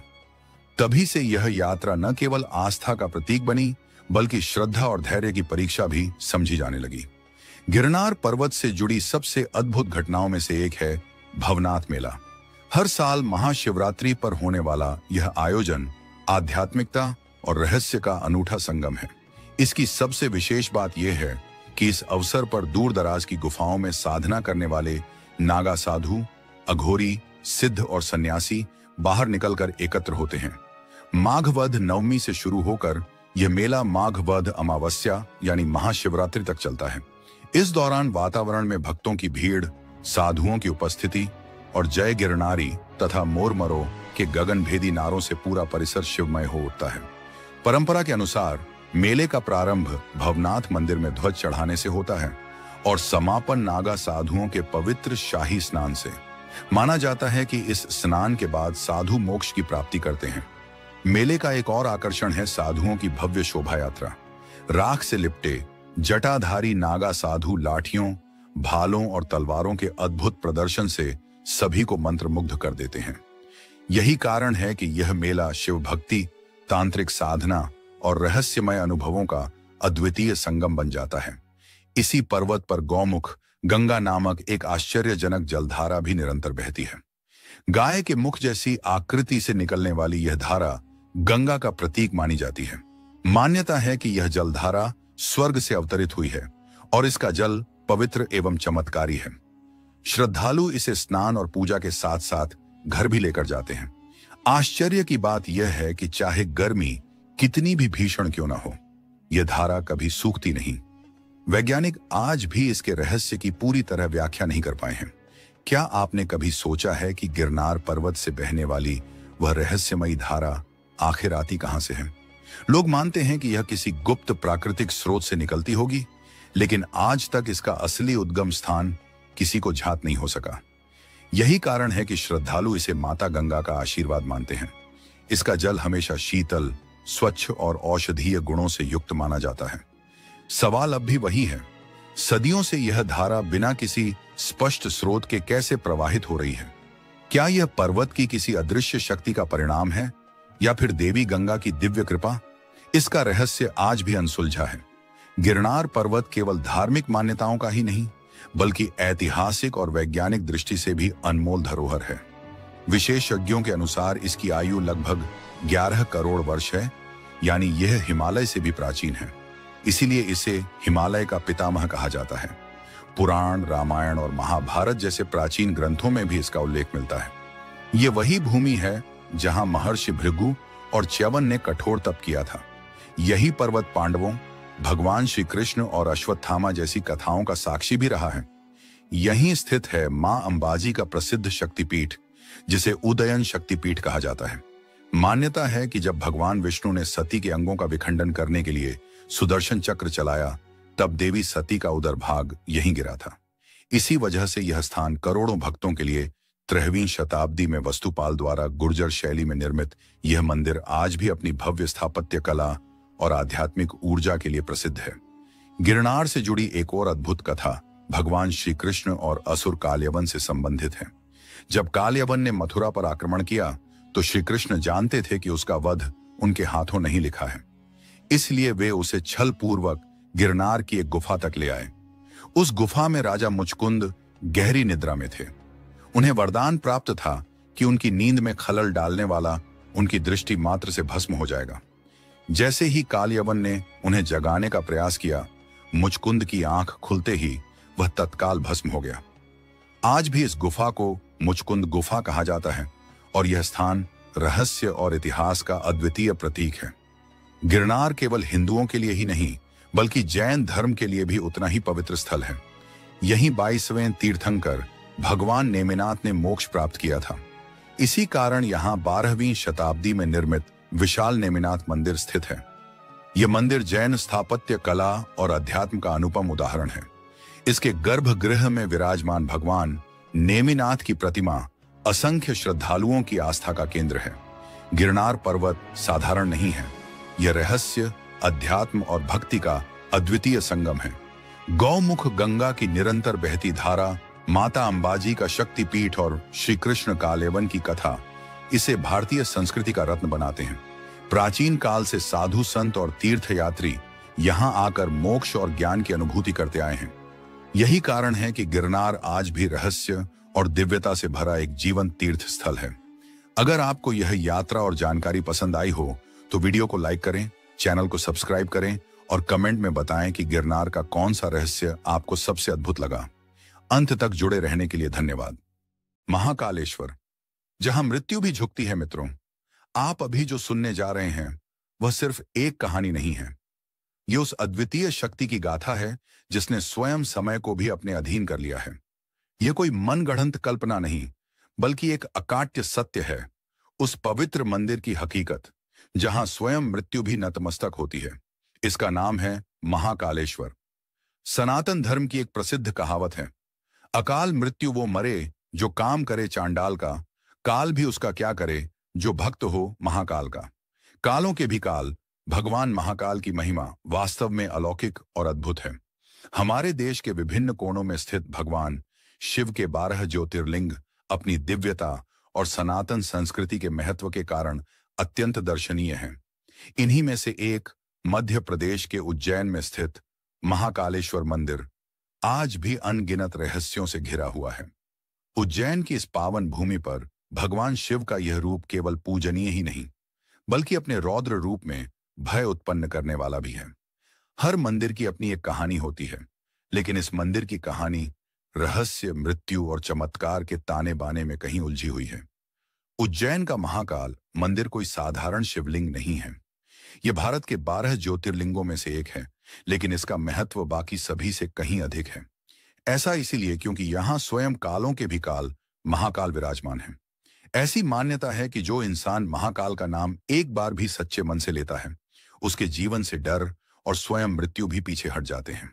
लेकिन क्या यह केवल गहरी आस्था का विषय है या इसके पीछे कुछ ऐसे गहरे रहस्य छिपे हैं जिन पर स्वयं विज्ञान भी मौन है? इस मंदिर का वर्णन कई प्राचीन पौराणिक ग्रंथों में अत्यंत सुंदरता से किया गया है। देश विदेश से श्रद्धालु वर्ष भर यहाँ भगवान शिव के दर्शन करने आते हैं। परंतु दोस्तों, जितना महाकालेश्वर का मंदिर आमजन के बीच लोकप्रिय है, उससे कहीं ज्यादा यह अपने भीतर कई अनसुलझे रहस्यों को समेटे हुए है। तो यहाँ सबसे बड़ा सवाल यह उठता है कि आखिर वो कौन सी वजह थी जिसके कारण इस मंदिर में भस्म आरती इंसान की देह की राख से की जाती थी, और क्या आज भी यहाँ पर मनुष्य की देह की राख से ही भस्म आरती की जाती है? क्या यह सच है कि यहाँ काल को भी प्रवेश से पहले अनुमति लेनी पड़ती है? क्यों कहा जाता है कि यहाँ की आरती देखने मात्र से इंसान की आने वाली विपत्तियां टल जाती हैं? और वो कौन सी अनदेखी शक्ति है जो इस मंदिर से बाहर निकलते ही अदृश्य हो जाती है? इतिहासकार इसे केवल एक पौराणिक मान्यता बताते हैं, लेकिन साधु संत कहते हैं जिसने महाकाल को देखा नहीं, उसने मृत्यु को कभी समझा ही नहीं। क्या कहीं यह मंदिर समय के नियमों को मोड़ने वाला कोई अदृश्य द्वार तो नहीं है? या फिर यह एक ऐसा स्थान है जहां भटकती आत्माएं चिर शांति की तलाश में आती हैं? और सबसे महत्वपूर्ण सवाल, क्यों इस मंदिर के कोतवाल काल भैरव को शराब चढ़ाई जाती है? और आश्चर्यचकित कर देने वाली बात तो यह है कि यहां चढ़ाई गई सैकड़ों हजारों लीटर शराब आखिर कहां गायब हो जाती है। क्या काल भैरव स्वयं इस शराब का भोग कर लेते हैं? और जब अंग्रेजों ने शराब के इस रहस्य को सुलझाने की कोशिश करते हुए मंदिर की खुदाई करवाई, तब ऐसा क्या हुआ जिसे देखकर अंग्रेजों के पसीने छूट गए और वे डर से फिर कभी काल भैरव मंदिर में प्रवेश करने की हिम्मत नहीं कर पाए? इतिहास में ऐसी कौन सी असाधारण घटनाएं घटी हैं जिसकी वजह से उज्जैन में कोई भी मंत्री, प्रधानमंत्री क्यों नहीं रुकते? उज्जैन में रात भर और मुख्यमंत्री मोहन यादव ने कैसे तोड़ी यह परंपरा? यह एक सदियों पुरानी मान्यता है कि कोई भी राजा या देश का प्रधानमंत्री उज्जैन में रात नहीं गुजारता, क्योंकि ऐसा माना जाता है कि उज्जैन के राजा केवल महाकाल हैं और कोई और यहां रात भर रहकर उनकी सत्ता को चुनौती नहीं दे सकता। हालांकि हाल ही में मध्य प्रदेश के मुख्यमंत्री मोहन यादव ने इस परंपरा को तोड़ा और उज्जैन में रात्रि विश्राम किया। आश्चर्यजनक रूप से उन्हें कोई अप्रिय घटना का सामना नहीं करना पड़ा, जिससे कई लोग इस परंपरा के पीछे के वास्तविक कारणों पर फिर से विचार करने लगे हैं। क्यों नहीं गुजरती महाकाल मंदिर के सामने से कोई बारात? एक और दिलचस्प रहस्य यह है कि महाकालेश्वर मंदिर के सामने से कोई बारात नहीं गुजरती है। इसके पीछे भी वही मान्यता है कि महाकाल उज्जैन के एकमात्र अधिपति हैं और उनके सामने कोई और दूल्हा अपनी बारात लेकर नहीं आ सकता। यह सदियों से चली आ रही एक अनोखी परंपरा है जो उज्जैन के लोग बड़े सम्मान के साथ निभाते हैं। क्यों भक्तों को अलग अलग रूपों में दर्शन देते हैं महाकाल? महाकालेश्वर मंदिर में भगवान शिव भक्तों को अलग अलग रूपों में दर्शन देते हैं, जिनमें भस्म आरती सबसे प्रमुख है। यह एक अद्भुत और अलौकिक अनुभव होता है जहां शिव को जीवित रूप में भस्म अर्पित की जाती है। इसके अलावा त्योहारों और विशेष अवसरों पर भी महाकाल को विभिन्न रूपों में सजाया जाता है, जो भक्तों को भगवान की अद्भुत लीलाओं का अनुभव कराता है। मंदिर के विस्तारीकरण के दौरान मिले नर कंकालों का रहस्य क्या है? हाल ही में महाकालेश्वर मंदिर परिसर के विस्तारीकरण के दौरान पुरातत्व विभाग को कुछ नर कंकाल मिले, जिसने कई सवाल खड़े कर दिए हैं। इन कंकालों के पीछे कौन सा रहस्य छिपा है? क्या यह किसी प्राचीन युद्ध, किसी आपदा या किसी और अज्ञात घटना का प्रमाण है? यह अभी भी शोध का विषय बना हुआ है। महाकालेश्वर मंदिर का अद्भुत इतिहास, एक शिवभक्त राजा की कहानी। इन सभी रहस्यों को जानने से पहले आइए महाकालेश्वर मंदिर के इतिहास और उसके निर्माण की कहानी पर एक नजर डालते हैं, जो शिव पुराण की कथाओं में वर्णित है। बहुत समय पहले उज्जैन नगरी, जिसे प्राचीन काल में अवंतिकापुरी के नाम से जाना जाता था, में चंद्रसेन नाम के एक प्रतापी राजा राज करते थे। राजा चंद्रसेन सिर्फ पराक्रमी ही नहीं थे, बल्कि वे भगवान शिव के परम भक्त भी थे। उनका राजमहल सुबह शाम भगवान शिव की आराधना, रुद्राभिषेक और मंत्रोच्चारण से गूंजता रहता था। राजा चंद्रसेन की मित्रता शिव के परम गण मणिभद्र से थी। एक बार मणिभद्र जब उज्जैनी आए तो उन्होंने चंद्रसेन को एक अद्भुत चिंतामणि भेंट की। यह कोई साधारण रत्न नहीं था। इसे धारण करने वाले के पास अपार ऐश्वर्य, यश और विजय स्वयं चले आते थे। इस मणि के प्रभाव से चंद्रसेन का वैभव चारों दिशाओं में फैल गया। वह न केवल शक्तिशाली राजा बन गए, बल्कि उनके नाम से शत्रु भी थर्राने लगे। लेकिन जैसा कि कहा जाता है, जहां वैभव होता है वहां ईर्ष्या भी पीछे नहीं रहती। जब आसपास के राजाओं को इस चमत्कारी मणि के बारे में पता चला तो वे इसे पाने की लालसा में जलने लगे। एक दिन रिपुरंजन और चंद्रभानु नामक राजाओं ने कुछ अन्य राजाओं के साथ मिलकर उज्जैनी पर चढ़ाई कर दी। युद्ध के नगाड़ों की गूंज से धरती थर्रा उठी। चंद्रसेन की सेना शत्रुओं की विशाल सेना के सामने काफी कमजोर थी, लेकिन राजा चंद्रसेन तनिक भी विचलित नहीं हुए। उन्हें विश्वास था कि उनकी शक्ति किसी मणि में नहीं, बल्कि महाकाल की भक्ति में है। उन्होंने शस्त्र नहीं उठाए, बल्कि एक तपस्वी की तरह महाकाल वन की ओर बढ़ गए। वहां उन्होंने आंखें मूंद लीं और भगवान शिव के ध्यान में लीन हो गए। वे एयूएम नमः शिवाय मंत्र का जाप करने लगे और धीरे धीरे उनकी आत्मा उस महाशक्तिशाली परम शिव में विलीन हो चुकी थी। उसी समय उज्जैनी में एक और भयानक संकट सिर उठा रहा था। यह था दूषण नामक एक क्रूर राक्षस, जो वेद, यज्ञ और भक्ति का घोर विरोधी था। उज्जैन में शिव भक्तों की बढ़ती संख्या और पूजा पाठ देखकर वह क्रोधित हो उठा। वह अपने असुर सैनिकों के साथ उज्जैन पर आक्रमण करने निकल पड़ा, जिसका मकसद शिव भक्तों का अंत करना, मंदिरों को तोड़ना और धार्मिक अनुष्ठानों को भंग करना था। यह कहानी हमें महाकाल की अगाध शक्ति और उनके भक्तों के प्रति उनके प्रेम को दर्शाती है। आगे की वीडियो में हम जानेंगे कि कैसे महाकाल ने अपने भक्तों की रक्षा की और इस मंदिर का निर्माण कैसे हुआ। आप महाकालेश्वर के इन रहस्यों और कहानियों के बारे में और क्या जानना चाहेंगे? महाकाल की महिमा। एक बालक की भक्ति और दूषण का अंत। एक लोभी राजा चंद्रसेन ने अपनी कुटिल चालों से भक्ति की जड़ों को उखाड़ फेंकने और स्वयं को भगवान घोषित करने का दुस्साहस किया था। उसने अवंतिका उज्जैन की भोली भाली जनता पर अकल्पनीय अत्याचार किए, जिससे पूरे शहर में हाहाकार मच गया। लोग अपनी जान बचाने के लिए इधर उधर भागने लगे। अवंतिका दोहरी मुसीबत में घिर चुकी थी। एक ओर लालची राजा का आतंक और दूसरी ओर एक राक्षसी शक्ति का साया।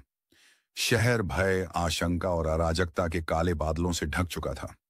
इसी दौरान आक्रमण के भय से कांपती हुई अवंतिका के एक कोने से एक विधवा गोपी अपने 5 साल के मासूम बेटे के साथ आश्रय की तलाश में भटकती हुई उसी महाकाल वन में पहुंच गई।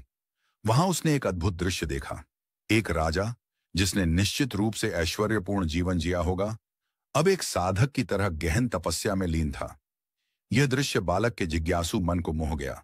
वह भी वहीं थोड़ी दूर बैठ गया और एक छोटा सा शिवलिंग बनाकर उसकी पूजा करने लगा। उसे जो भी फूल, जल या बेलपत्र आसपास मिले, वह श्रद्धापूर्वक शिवलिंग पर चढ़ाता गया। धीरे धीरे वह शिव भक्ति में इतना लीन हो गया कि उसे अपनी मां की पुकार भी सुनाई नहीं दे रही थी। मां बार बार बुलाती रही, आजा बेटा, भूख लगी होगी, लेकिन बालक का मन अब पूरी तरह से शिव में रम चुका था। अंत में मां का धैर्य जवाब दे गया। वह उस स्थान पर पहुंची जहां उसका बेटा पूजा कर रहा था।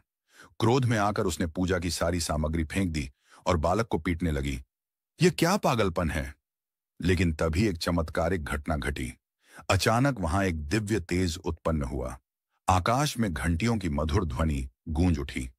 तेज रोशनी के बीच एक भव्य मंदिर का निर्माण होता दिखाई दिया, और जब सब शांत हुआ, तब उस जगह एक दिव्य शिवलिंग प्रकट हो चुका था, जिस पर वही फूल और बेलपत्र चढ़े हुए थे जो उस बालक ने पहले चढ़ाए थे। स्वयं शिव प्रकट हो गए थे। उनकी कृपा उस मासूम भक्त पर बरस पड़ी थी। मां हैरान रह गई थी, लेकिन उसने पहली बार जाना कि सच्ची भक्ति न उम्र देखती है, न साधन, वह बस भाव देखती है। यह घटना जंगल में आग की तरह फैल गई। जब यह समाचार चंद्रसेन को मिला, तो वह दौड़े दौड़े उस स्थान पर पहुंचा। उसने देखा कि शिव स्वयं एक दिव्य लिंग रूप में प्रकट हुए हैं। उसकी आंखों से आंसू बह निकले। उसका विश्वास, उसकी तपस्या, उसकी भक्ति अब मूर्त रूप में सामने थी। लेकिन यह सिर्फ भक्त की परीक्षा नहीं थी, यह राक्षस दूषण के अंत का समय भी था। जैसे ही शिव प्रकट हुए, उन्होंने अपना रौद्र रूप धारण कर लिया और महाकाल बन गए। उनकी जटाएं आकाश तक फैल गईं। त्रिनेत्र से अग्नि निकली और हाथों में त्रिशूल लिए वे दूषण की ओर बढ़े। पल भर में ही दूषण और उसकी असुर सेना का अंत हो गया। उस क्षण जो चमत्कार घटा था, उसने युद्ध की आग को भी शांति में बदल दिया। जो राजा अभी तक मणि के लोभ में उज्जैनी को रौंदने चले थे, अब उसी धरती पर महाकाल की महिमा के आगे झुक गए थे। उनके हाथों के शस्त्र गिर चुके थे और सिर शिव के चरणों में झुक चुका था। तभी से उज्जैन में महाकालेश्वर ज्योतिर्लिंग की स्थापना हुई और एक परंपरा जन्मी। जैसे काशी के राजा बाबा विश्वनाथ हैं, वैसे ही उज्जैन के राजा बाबा महाकाल हैं। यह घटना युगों युगों तक यह संदेश देती रही कि सच्ची श्रद्धा और निस्वार्थ भक्ति के आगे स्वयं भगवान भी प्रकट हो जाते हैं और अन्याय का नाश करते हैं। उज्जैन के शाश्वत शासक भगवान महाकाल प्राचीन नगरी उज्जैन में। ऐसा लगता है मानो समय स्वयं भगवान शिव की इच्छा के अधीन हो। उज्जैन में हर सुबह शिव को समर्पित पवित्र मंत्रोच्चार से शुरू होती है और हर रात महाकाल की दिव्य आरती के साथ समाप्त होती है। यहां कोई नश्वर राजा नहीं है, न ही कोई मानव शासक सिंहासन पर बैठा है। उज्जैन के सच्चे सम्राट स्वयं महाकाल हैं। हमने महाकालेश्वर मंदिर की पौराणिक उत्पत्ति पर प्रकाश डाला है, लेकिन इतिहास के माध्यम से इसकी यात्रा उतार चढ़ाव से भरी रही है। मंदिर को भारी चुनौतियों का सामना करना पड़ा, विशेष रूप से अशांत मुगल काल के दौरान, जब इसकी पवित्रता को नष्ट करने के अथक प्रयास किए गए। व्यापक रूप से यह माना जाता है कि 1235 ईस्वी में दिल्ली के सुल्तान इल्तुतमिश ने महाकालेश्वर मंदिर पर अपना क्रोध बरसाया और इसे खंडहर में बदल दिया। इतिहास इस बात का गवाह है कि कैसे मुस्लिम आक्रमणकारियों ने हिंदू परंपराओं को मिटाने के जोश में अक्सर पवित्र स्थलों को ध्वस्त कर दिया और उनकी जगह मस्जिदें बनवाईं। अनगिनत भक्तों के लिए आस्था का एक धड़कता हुआ केंद्र महाकालेश्वर मंदिर एक प्रमुख लक्ष्य बन गया। जब मंदिर के महत्व की खबर इल्तुतमिश तक पहुंची तो उसने तुरंत अपने सैनिकों को इसे ध्वस्त करने का आदेश दिया। हालांकि समर्पित हिंदू समुदाय ने आसन्न हमले की आशंका से तुरंत कार्रवाई की। इससे पहले कि आक्रमणकारी गर्भगृह में स्थापित पवित्र स्वयंभू ज्योतिर्लिंगम पर हाथ डालते, उन्होंने इसे श्रद्धापूर्वक पास के एक कुएं में सुरक्षित रख दिया, इसे अपवित्र होने से बचाया। दुखद रूप से बाद में औरंगजेब ने खंडित मंदिर के खंडहरों पर एक मस्जिद बनाने का आदेश दिया। 500 से अधिक दर्दनाक वर्षों तक महाकाल मंदिर जीर्ण शीर्ण और तबाह स्थिति में रहा। फिर भी मलबे के बीच भी भक्तों की अटूट आस्था बनी रही और भगवान महादेव की पूजा ध्वस्त संरचना के अवशेषों में भी होती रही। 1728 ईस्वी में आखिरकार आशा की एक किरण तब उभरी जब बहादुर मराठा योद्धा राणोजी राव सिंधिया ने मुगलों को निर्णायक रूप से हराया। एक धर्मी पुनः प्राप्ति की भावना के साथ उन्होंने मंदिर की पवित्र भूमि पर बनी मस्जिद को ध्वस्त कर दिया। 1732 ईस्वी में महाकालेश्वर मंदिर उज्जैन में फिर से खड़ा हो गया, जो अटूट आस्था का प्रमाण था, और पवित्र ज्योतिर्लिंगम को उसके उचित स्थान पर पुनः स्थापित किया गया। महाकालेश्वर के रहस्य उजागर अपने समृद्ध इतिहास और मनमोहक किंवदंतियों से परे, महाकालेश्वर मंदिर गहरे रहस्यों में डूबा हुआ है। आइए उनमें से कुछ का पता लगाएं। 1. रहस्यमय स्वयंभू शिवलिंग। महाकालेश्वर मंदिर के हृदय में एक वास्तव में असाधारण शिवलिंग निवास करता है।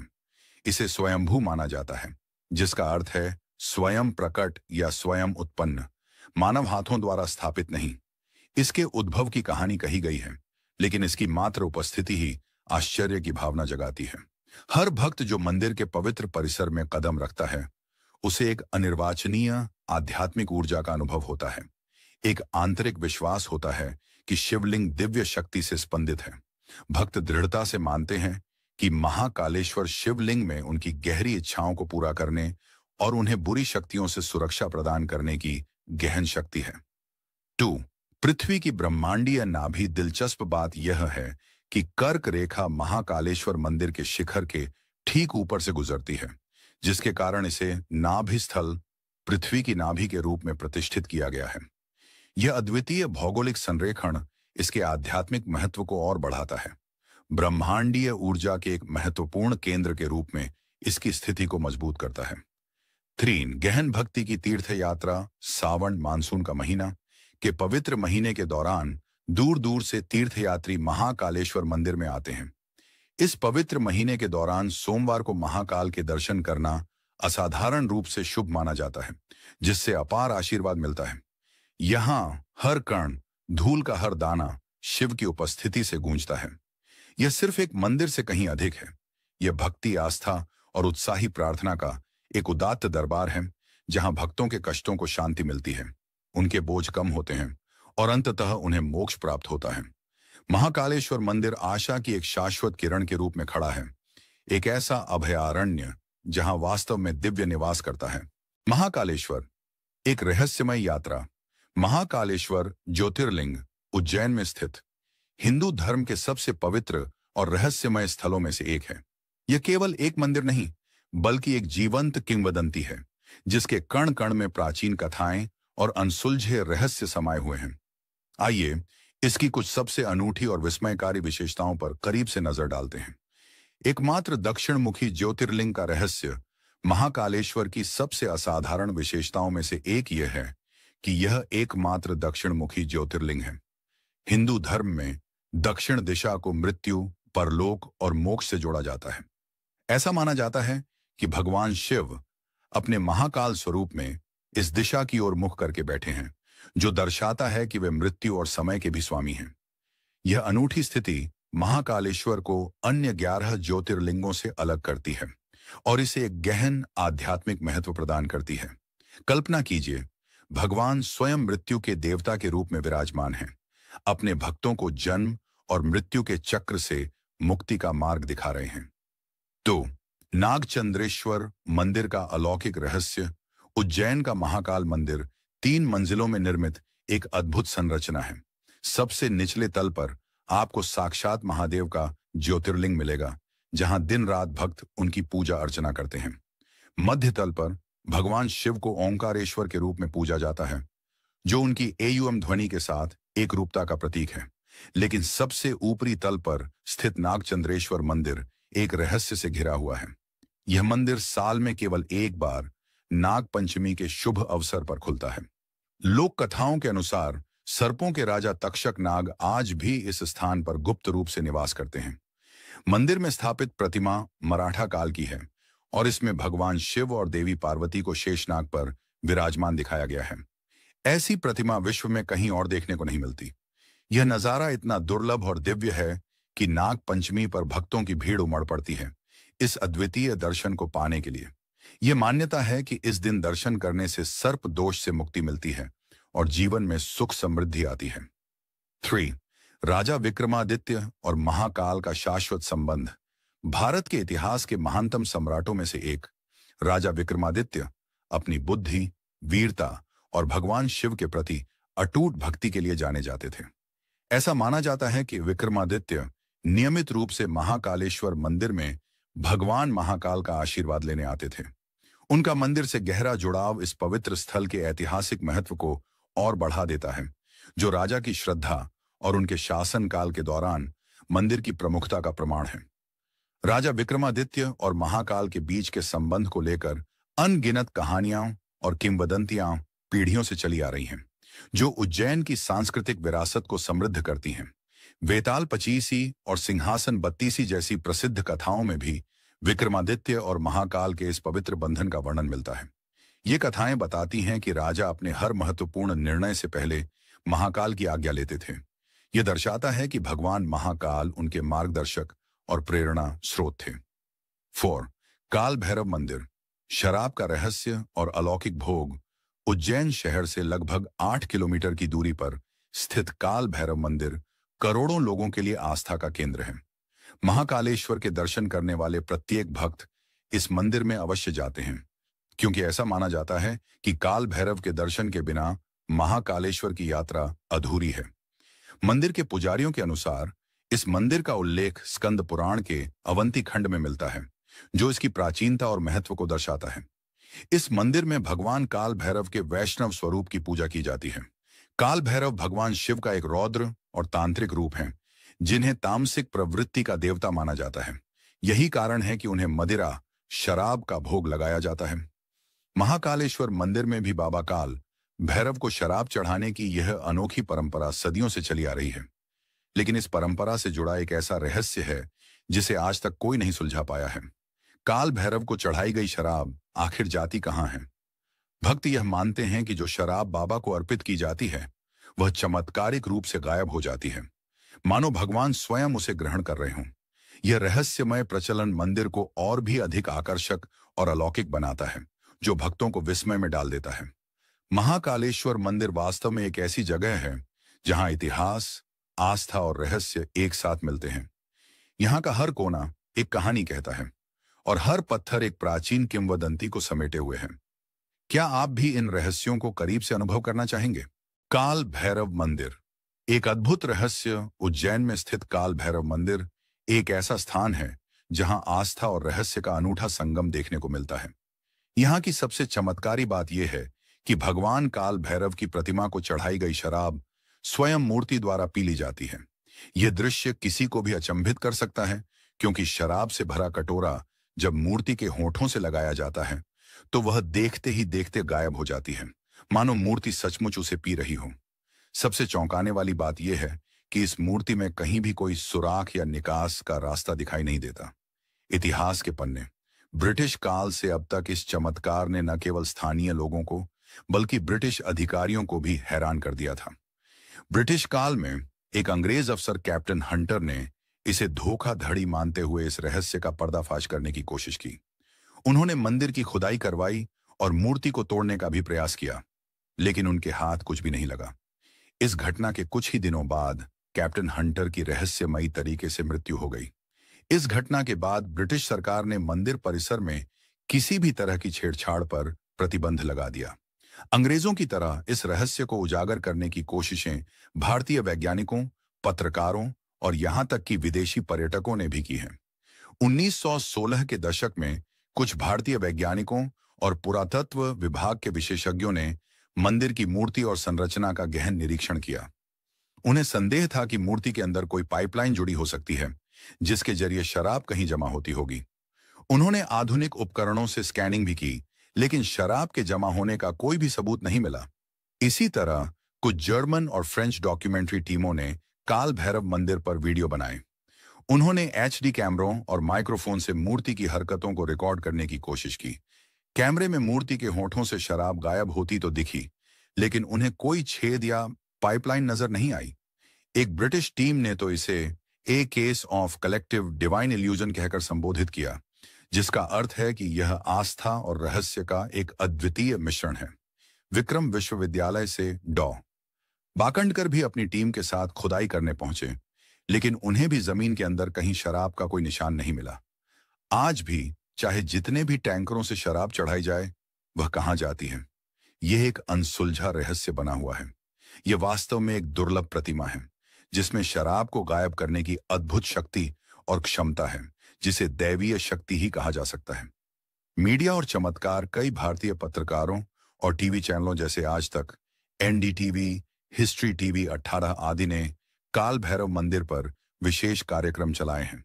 हर रिपोर्ट का निष्कर्ष यही रहा है कि यह आस्था, तंत्र और चमत्कार का एक ऐसा सम्मेलन है जिसे विज्ञान आज तक पूरी तरह समझ नहीं पाया है। औरंगजेब और कुत्तों का रहस्य एक लोक कथा के अनुसार, जब मुगल शासक औरंगजेब के सैनिक काल भैरव मंदिर को नष्ट करने के लिए पहुंचे, तब अचानक कई सारे कुत्ते झुंड में प्रकट हुए और उन पर हमला कर दिया। कुत्तों के काटने से कई सैनिक घायल हो गए और उनमें से कुछ तो पागलपन का शिकार हो गए। इस घटना के बाद सैनिकों ने मंदिर से दूरी बना ली। यह कहानी इस मंदिर से जुड़े अनेक चमत्कारों में से एक है, जो इसकी अलौकिक शक्ति को दर्शाती है। काल भैरव मंदिर का यह रहस्य आज भी बरकरार है, जो हमें यह सोचने पर मजबूर करता है कि कुछ चीजें विज्ञान की समझ से परे हैं और केवल आस्था और विश्वास से ही समझी जा सकती हैं। यह घटना इतनी भयानक थी कि औरंगजेब के सैनिक एक दूसरे पर हमला करने लगे, आपस में ही लड़ने मरने लगे। इस खौफनाक मंजर को देख औरंगजेब पूरी तरह घबरा गया। उसने तुरंत अपने अंगरक्षकों को उन सैनिकों को मारने का आदेश दिया जो हिंसक हो गए थे, ताकि वे बाकी सैनिकों या स्वयं औरंगजेब को नुकसान न पहुंचा सकें। इस वाकये के बाद औरंगजेब ने काल भैरव मंदिर पर हमला करने का विचार छोड़ दिया और तुरंत वहां से लौट गया। काल भैरव मंदिर की मान्यताएं और चढ़ावे इस मंदिर में, जब किसी भक्त को कोर्ट के मुकदमे में जीत मिलती है, तो वे बाबा के दरबार में मावे के लड्डू का प्रसाद चढ़ाते हैं। वहीं जिन भक्तों की सूनी गोद भर जाती है, वे बाबा को बेसन के लड्डू और चूरमे का भोग लगाते हैं। प्रसाद चाहे कोई भी हो, बाबा के दरबार में आने वाला हर भक्त उम्मीद से आता है और बाबा काल भैरव अपने आशीर्वाद से उसके कष्टों को दूर करते हैं। उज्जैन के सेनापति और शत्रुनाशक काल भैरव महाकाल की नगरी होने के कारण काल भैरव को उज्जैन नगर का सेनापति भी कहा जाता है।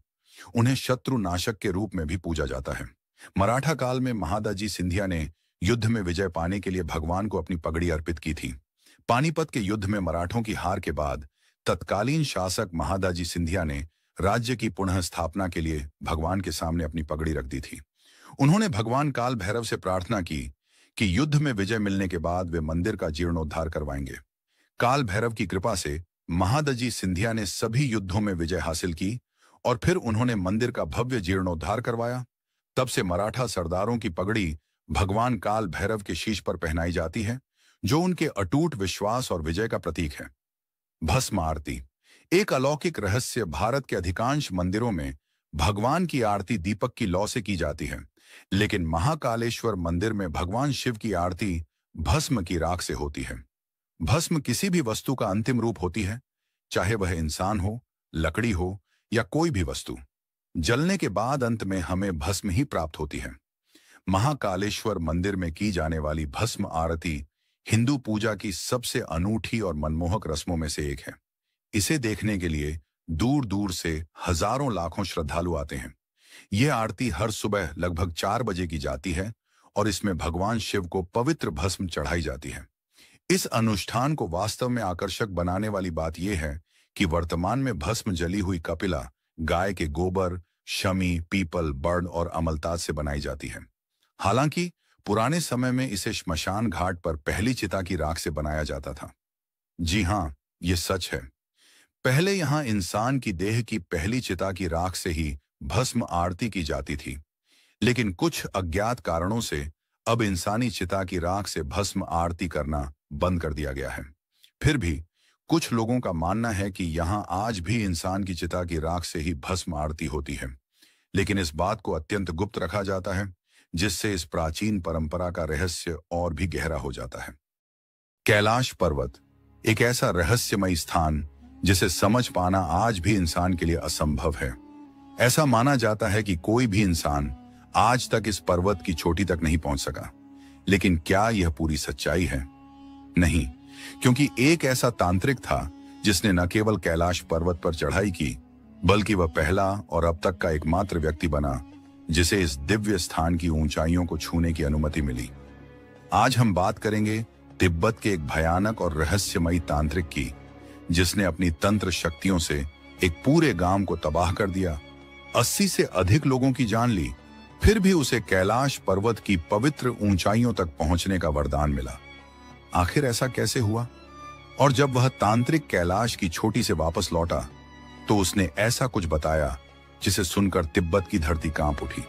उसने जो अनुभव साझा किया, उसने लोगों की सोच ही बदल दी।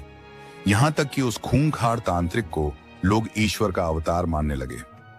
यह कहानी है मिलारेपा की, एक ऐसा इंसान जो अंधकार से चलकर प्रकाश की ओर आया, जिसने काला जादू सीखा, जीवन में तबाही मचाई और फिर आत्मज्ञान के मार्ग पर चलते हुए महान संत बना। आज हम जानेंगे कि कैसे मिलारेपा बना एक खतरनाक तांत्रिक, कैसे उसने अपना जीवन बदला और कैलाश पर्वत पर आखिर उसने ऐसा क्या देखा जिसने उसका जीवन ही नहीं, पूरे तिब्बत का विश्वास बदल डाला। 11वीं शताब्दी के उत्तरार्ध में तिब्बत के दक्षिणी भाग में एक छोटे से गांव में एक बालक का जन्म हुआ, जिसका नाम था थोपन। बाद में यही बालक मिला रेपा नाम से प्रसिद्ध हुआ। उसका बचपन सुख, शांति और स्नेह से भरा था। वह अपने माता पिता का इकलौता पुत्र था और उसकी एक छोटी बहन भी थी। पारिवारिक जीवन खुशियों से भरा हुआ था, लेकिन जैसा कि कहा जाता है, समय कभी स्थिर नहीं रहता, और यही हुआ। जब मिलारेपा मात्र 7 वर्ष का था, तभी उसके पिता की अचानक मृत्यु हो गई। मृत्यु से पहले पिता ने एक वसीयत लिखी थी, जिसमें चाचा चाची को यह जिम्मेदारी दी गई थी कि जब तक मिला बड़ा न हो जाए, वे उसकी मां और परिवार की देखरेख करें और संपत्ति की रक्षा करें। लेकिन पिता की चिता ठंडी भी नहीं हुई थी कि चाचा चाची ने अपना असली रूप दिखा दिया। उन्होंने सारी संपत्ति हड़प ली और मिला रेपा व उसकी मां और बहन को नौकर बनाकर रख दिया। जिस घर में कभी खुशियां थीं, वहीं अब आंसुओं और अपमान का राज था। मिला रेपा की मां ने अपने बेटे से वादा किया, एक दिन वो इन अत्याचारों का बदला जरूर लेगी। और यही बना तंत्र की ओर उसके जीवन का पहला कदम। कभी जिन रिश्तों में अपनापन था, अब वही रिश्ते उनके लिए एक कैद खाना बन चुके थे। जिनकी जिंदगी कभी सम्मान से भरी थी, अब वे अपमान और दरिद्रता के अंधेरे में डूब चुके थे। मिलारेपा की मां, जो कभी गांव में एक प्रतिष्ठित महिला मानी जाती थी, आज अपमान और पीड़ा का जीवन जीने को मजबूर थी। समाज की चुप्पी उन्हें अंदर तक तोड़ चुकी थी। उन्होंने अपनी छिनी हुई संपत्ति को बार बार पाने की कोशिश की, लेकिन हर प्रयास असफल रहा। गांव के लोगों ने अन्याय देखा, पर किसी ने आवाज नहीं उठाई। एक दिन टूटी हुई उम्मीदों के बीच उन्होंने कठोर निर्णय लिया। उन्होंने अपने बेटे मिलारेपा से कहा, शायद हम अपना सब कुछ वापस न ला पाएं, लेकिन जो हमें तबाह कर गए, उन्हें हम भी चैन से जीने नहीं देंगे। बदला जरूर लेंगे। ये शब्द मिलारेपा के जीवन की दिशा बदलने वाले थे। बदले की आग उनके हृदय में जल उठी थी। मां की आंखों में जो जलता हुआ अपमान देखा, वही उनके मार्गदर्शक बन गया। मिलारेपा ने ठान लिया कि वह तांत्रिक विद्या सीखेगा, एक ऐसी विद्या जो दुश्मनों को बिना सामने आए मिटा दे। इस तलाश में वह पहुंचे अपने अंतिम गुरु के पास, युंग, एक ऐसा भयावह तांत्रिक जिनकी सिद्धियां लोक और परलोक दोनों में विख्यात थीं। गुरु युंग के साए में मिलारेपा ने मृत्यु और विनाश के रहस्यों को सीखा। उनका लक्ष्य अब स्पष्ट था, बदला। उन्होंने ऐसे मंत्रों को सिद्ध किया जिससे वह प्रकृति को अपने आदेशों पर चला सकें। विशेष रूप से ओलावृष्टि का आह्वान करने की शक्ति उन्होंने प्राप्त की। सबसे पहला प्रयोग उन्होंने अपने चाचा और चाची के गांव पर किया। एक दिन आकाश से भारी ओले बरसने लगे, खेत खलिहान तबाह हो गए और गांव वालों पर आतंक छा गया। लोग समझ चुके थे यह कोई सामान्य आपदा नहीं, यह तांत्रिक प्रकोप है। यह था मिला रेपा का पहला बदला। लेकिन यह अंत नहीं था। वह दिन आया जब चाचा के बेटे की शादी थी। पूरा गांव सज धज कर एकत्र हुआ था। मिला रेपा ने इस समारोह को अपने बदले की आखिरी परीक्षा बनाया। जैसे ही विवाह रस्में शुरू हुई, अचानक वहां जहरीले सांप, विषैले कीड़े और मकड़ियां प्रकट होने लगे। घबराहट और भगदड़ मच गई। तभी एक भीषण हादसा हुआ। घर की छत गिर पड़ी। करीब 80 लोगों की मृत्यु हो गई। मिला रेपा का बदला पूरा हुआ। गांव में उनकी मां ने गर्व से घोषणा की, मेरा बेटा अब निर्भय है। उसने अन्याय का जवाब दे दिया। लेकिन मिला रेपा के मन में अब शांति नहीं थी। वह विचारों के बवंडर में फंसे थे। बदले की आग ने उन्हें वह सब छीन लिया था जो कभी उन्हें इंसान बनाता था। अब वह सोच रहे थे, क्या यह जीत थी या आत्मा की हार? मिला रेपा के भीतर अपराध बोध की आग जल उठी थी। जिन मासूमों ने कभी उनका कुछ नहीं बिगाड़ा, वे भी उस भयानक तांडव में मारे गए थे। जिस बदले से उन्हें आत्मिक शांति मिलनी थी, अब वही एक गहरा पश्चाताप बन चुका था। यहीं से शुरू हुआ उनका आत्म मंथन, आत्म शुद्धि का कठिन मार्ग। इसी समय उनकी भेंट हुई एक बौद्ध लामा से, जिन्होंने उन्हें सुझाव दिया कि वह महान गुरु मारपा की शरण में जाएं। गुरु मारपा केवल एक साधक नहीं, बल्कि भारत से ज्ञान की अमूल्य निधि लेकर आए हुए एक संत हैं, जिन्होंने तिब्बत में बौद्ध धर्म की कई पवित्र शिक्षाओं का अनुवाद किया था। उनकी बुद्धिमत्ता और करुणा की ख्याति दूर दूर तक फैली थी।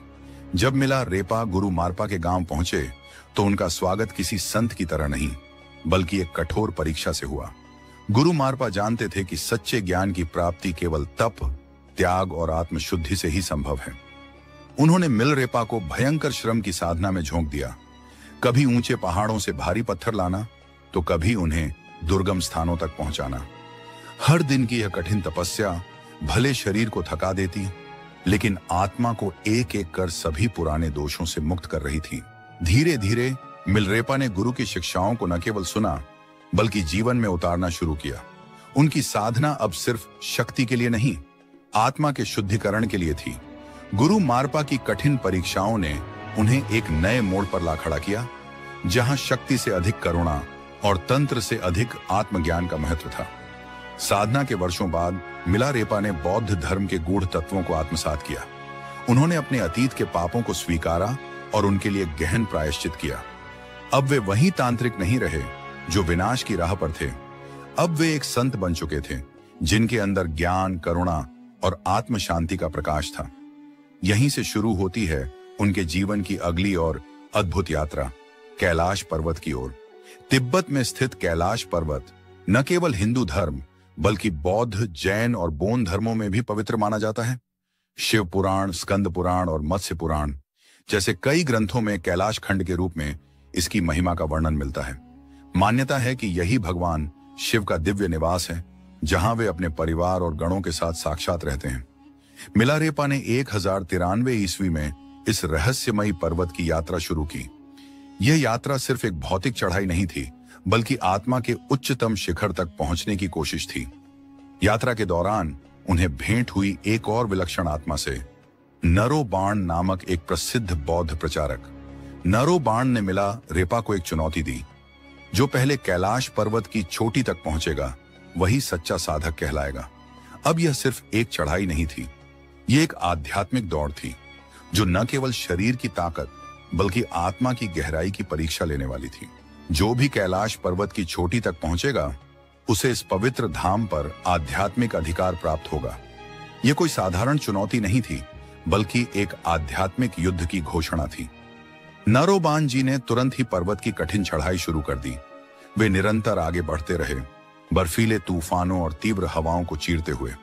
दूसरी ओर मिलारेपा कुछ समय के लिए ध्यान मुद्रा में स्थिर हो गए, जैसे वह पर्वत की आत्मा से संवाद कर रहे हों।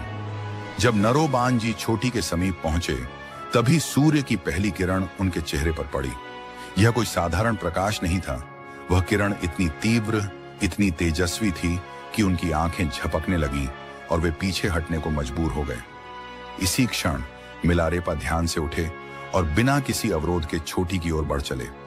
अंततः वे नरोबांजी से पहले कैलाश की चोटी पर पहुंच गए। यह केवल शारीरिक विजय नहीं थी, ये मिलारेपा की आत्मिक शक्ति और सिद्धियों की विजय थी। यह पर्वतारोहण एक रहस्य बन गया, एक आध्यात्मिक लीला। चोटी पर पहुंचकर मिलारेपा ने कुछ ऐसे अनुभव किए जिन्हें शब्दों में पिरोना असंभव है। उन्होंने कहा, कैलाश पर्वत साधारण मानव के लिए नहीं है, यह स्वयं महादेव का निवास है। यहां आकर चढ़ाई करना शिव की तपस्या में विघ्न डालने जैसा पाप है।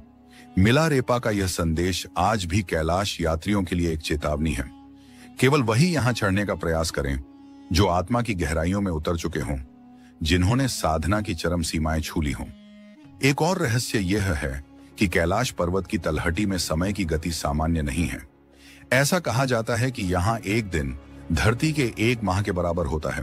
अर्थात यहां यदि आप एक दिन रुकें तो आपके शरीर पर 1 महीने का असर दिखेगा। वैज्ञानिक भाषा में इसे फास्ट एजिंग कहा जाता है, यानी शरीर की कोशिकाएं अत्यधिक तेजी से क्षरण करती हैं। उदाहरण के लिए, यदि सामान्यतः 1 महीने में नाखून 4 बार काटने पड़ते हैं, तो यहां एक ही दिन में 4 बार काटने की जरूरत पड़ सकती है। कैलाश की इस दिव्य यात्रा के बाद मिलारेपा की साधना एक नए शिखर पर पहुंच गई।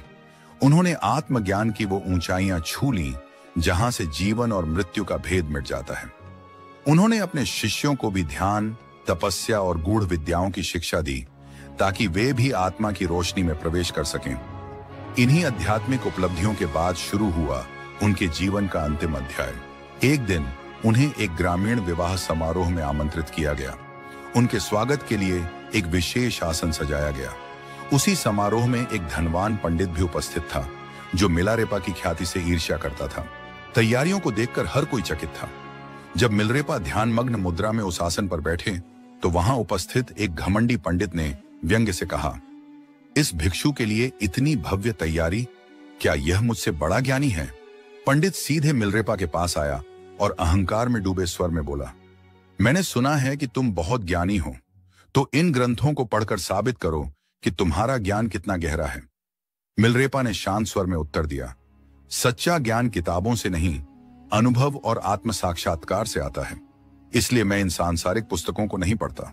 पंडित हंसा और बोला, मैं जानता था कि तुम यही कहोगे, मैं तो तुम्हारा सच सामने लाने ही आया हूं। वह बदतमीजी से बोलने लगा, जिससे उपस्थित लोग असहज हो गए। कुछ लोगों ने उसे रोकने की कोशिश की, लेकिन वह और अधिक क्रोधित होकर वहां से चला गया। उसके भीतर अब ईर्ष्या और द्वेष की आग जल उठी थी।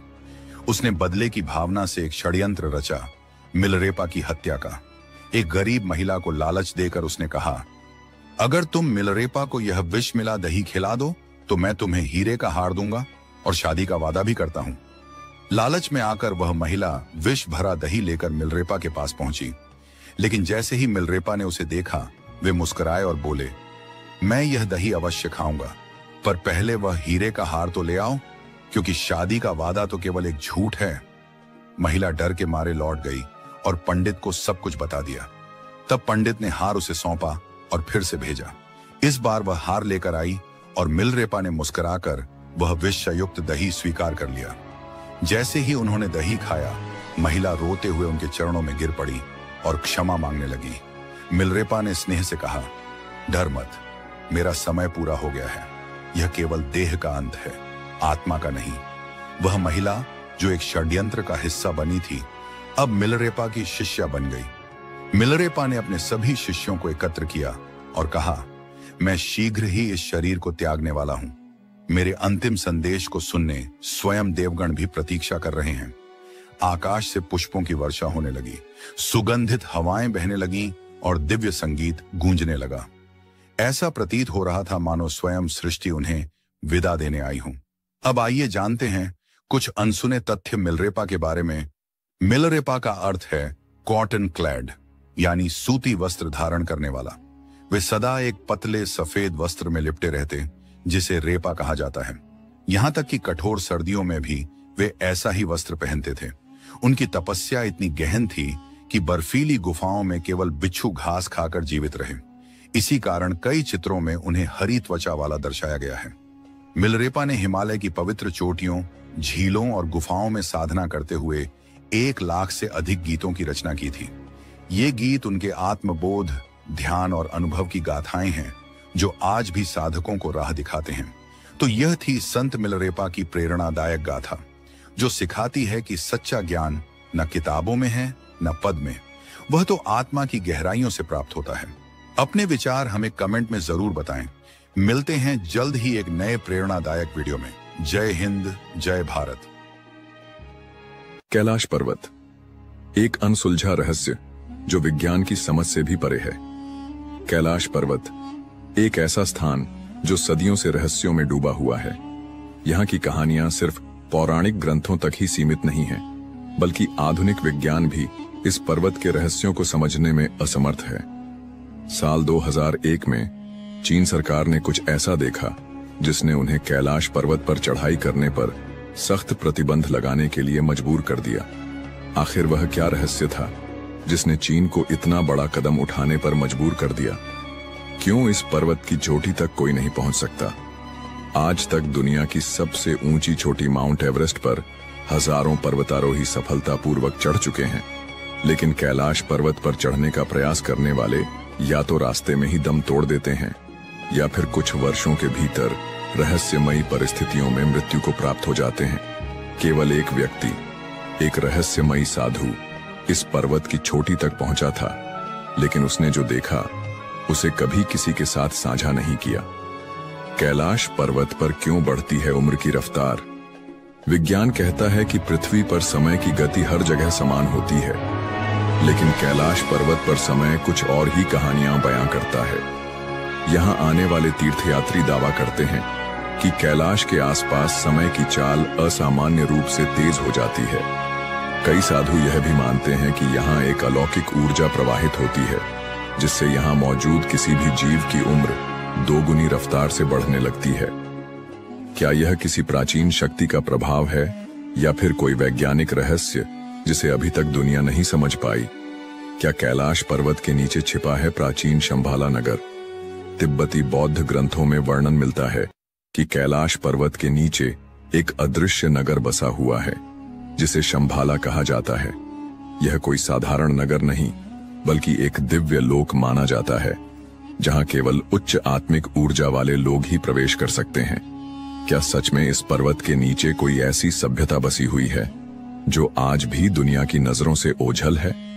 नासा की खोज जिसने वैज्ञानिकों के होश उड़ा दिए। अमेरिकी अंतरिक्ष एजेंसी नासा ने जब कैलाश पर्वत की ऊंचाई और उसकी संरचना का अध्ययन किया, तो उन्हें कुछ ऐसा देखने को मिला जो किसी साधारण पर्वत में नहीं पाया जाता।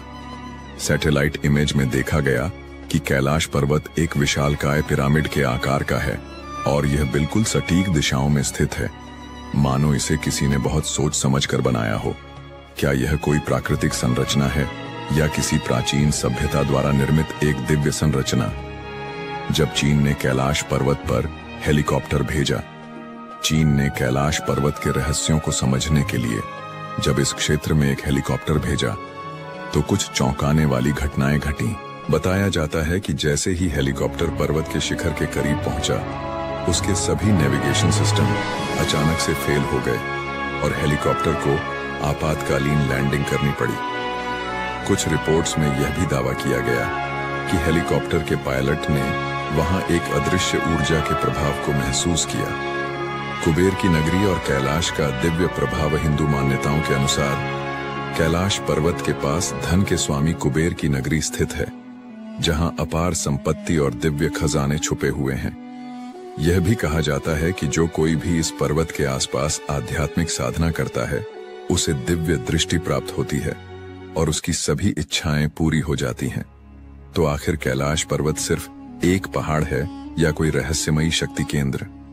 क्या यहाँ कोई प्राचीन सभ्यता मौजूद है या फिर यह कोई दैवीय संरचना है? इन सवालों के जवाब आज भी अनसुलझे हैं, लेकिन एक बात तो तय है, कैलाश सिर्फ एक पर्वत नहीं, बल्कि एक ऐसा रहस्य है जो हमारी समझ से कहीं परे है। कैलाश पर्वत आस्था, रहस्य और अद्भुत शक्तियों का केंद्र कहा जाता है, कि जो व्यक्ति अपने जीवन में सत्कर्म और पुण्य अर्जित करता है, उसकी आत्मा को मृत्यु के उपरांत कैलाश पर्वत पर स्थान मिलता है। यही कारण है कि यह पर्वत न केवल धार्मिक आस्था का केंद्र है, बल्कि इसे दुनिया के सबसे अद्भुत और रहस्यमयी पर्वतों में भी गिना जाता है। समुद्र तल से 6,718 मीटर की ऊंचाई पर स्थित कैलाश पर्वत हिंदू, बौद्ध और जैन धर्म के अनुयायियों के लिए परम पवित्र स्थल है।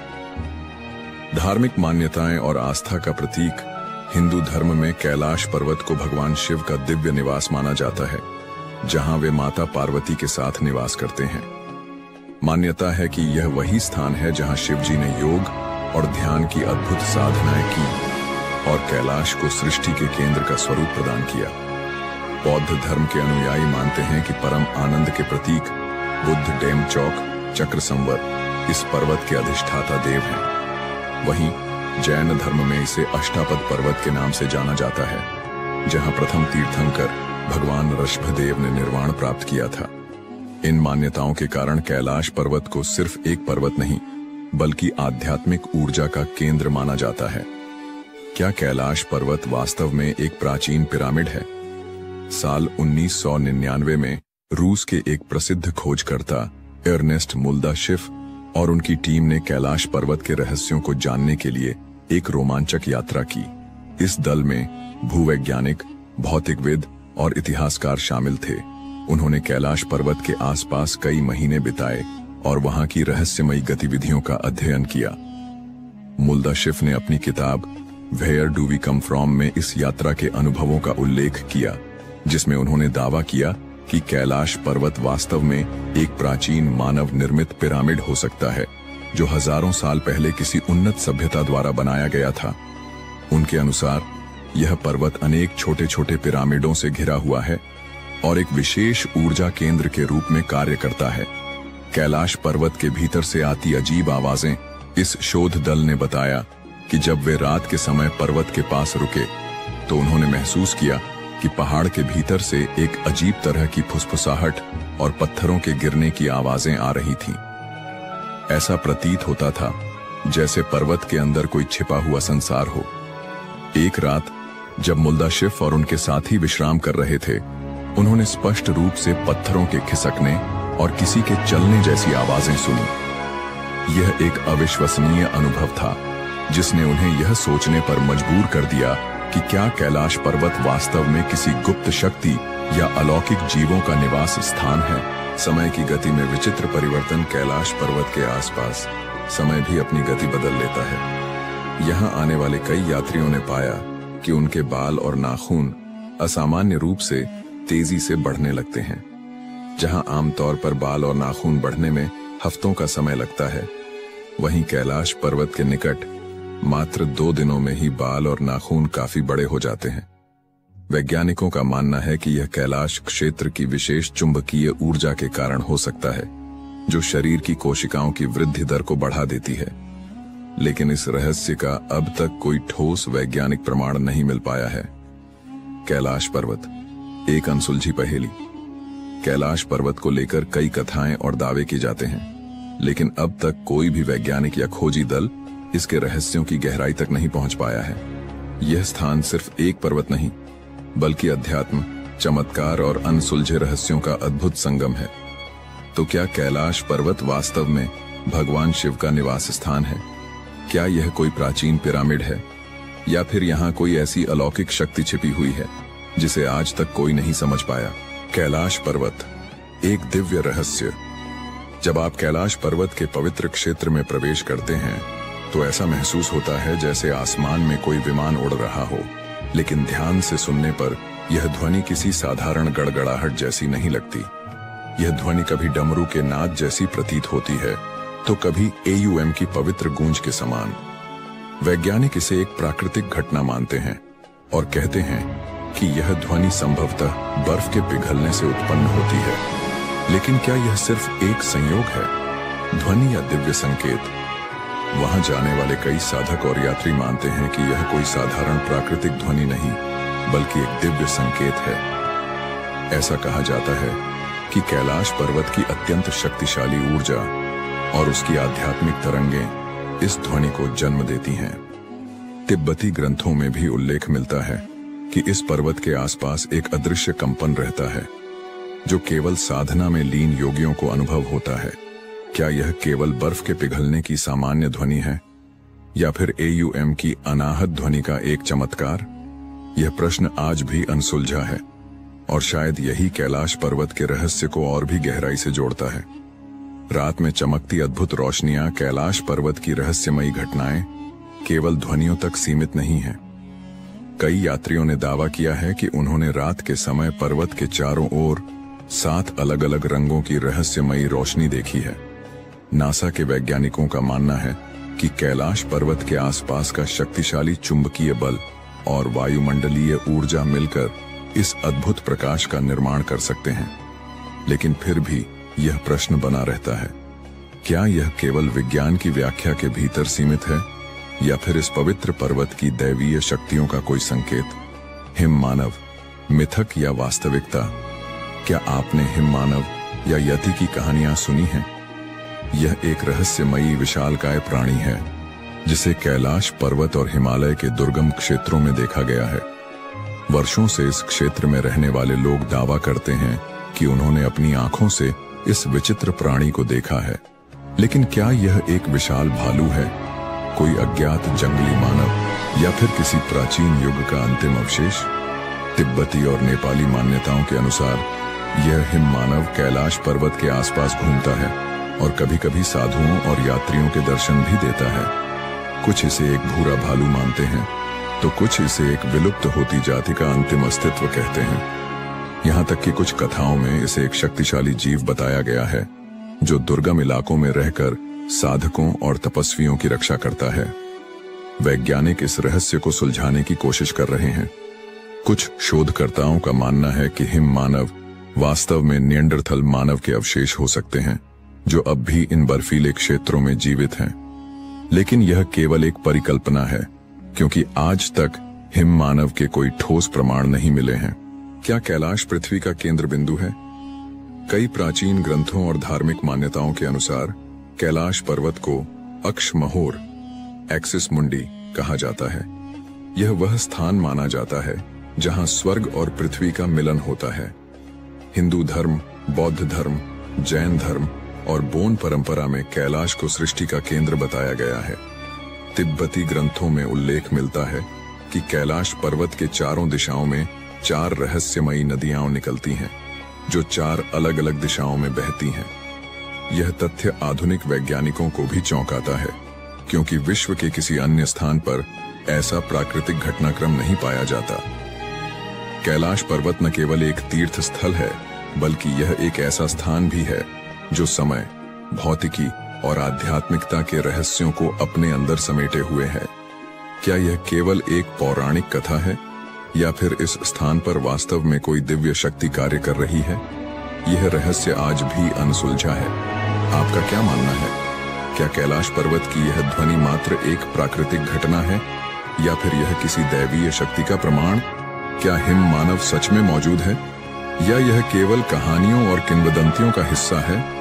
और क्या कैलाश पर्वत पृथ्वी का आध्यात्मिक केंद्र है? इसका उत्तर खोजने के लिए हमें विज्ञान और आध्यात्मिकता के बीच संतुलन बनाना होगा। लेकिन एक बात निश्चित है, कैलाश पर्वत का रहस्य आज भी उतना ही गहरा है जितना हजारों साल पहले था।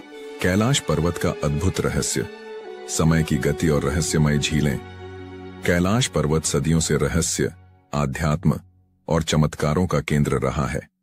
यह केवल एक पर्वत नहीं बल्कि एक ऐसा स्थान है जहां प्रकृति के नियम भी विचित्र ढंग से कार्य करते हैं। कहते हैं कि यहां समय की गति सामान्य नहीं रहती। जो कुछ हफ्तों में घटित होना चाहिए वह यहां चंद दिनों में ही पूरा हो जाता है। यही नहीं, यहां आने वाले कई यात्रियों ने यह अनुभव किया कि उनकी त्वचा समय से पहले ही बूढ़ी दिखने लगी।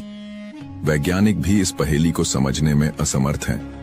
रूसी चिकित्सक डोनाल्ड अर्नेस्ट मुल्दाशिफ ने अपने संस्मरणों में एक आश्चर्यजनक घटना का उल्लेख किया है।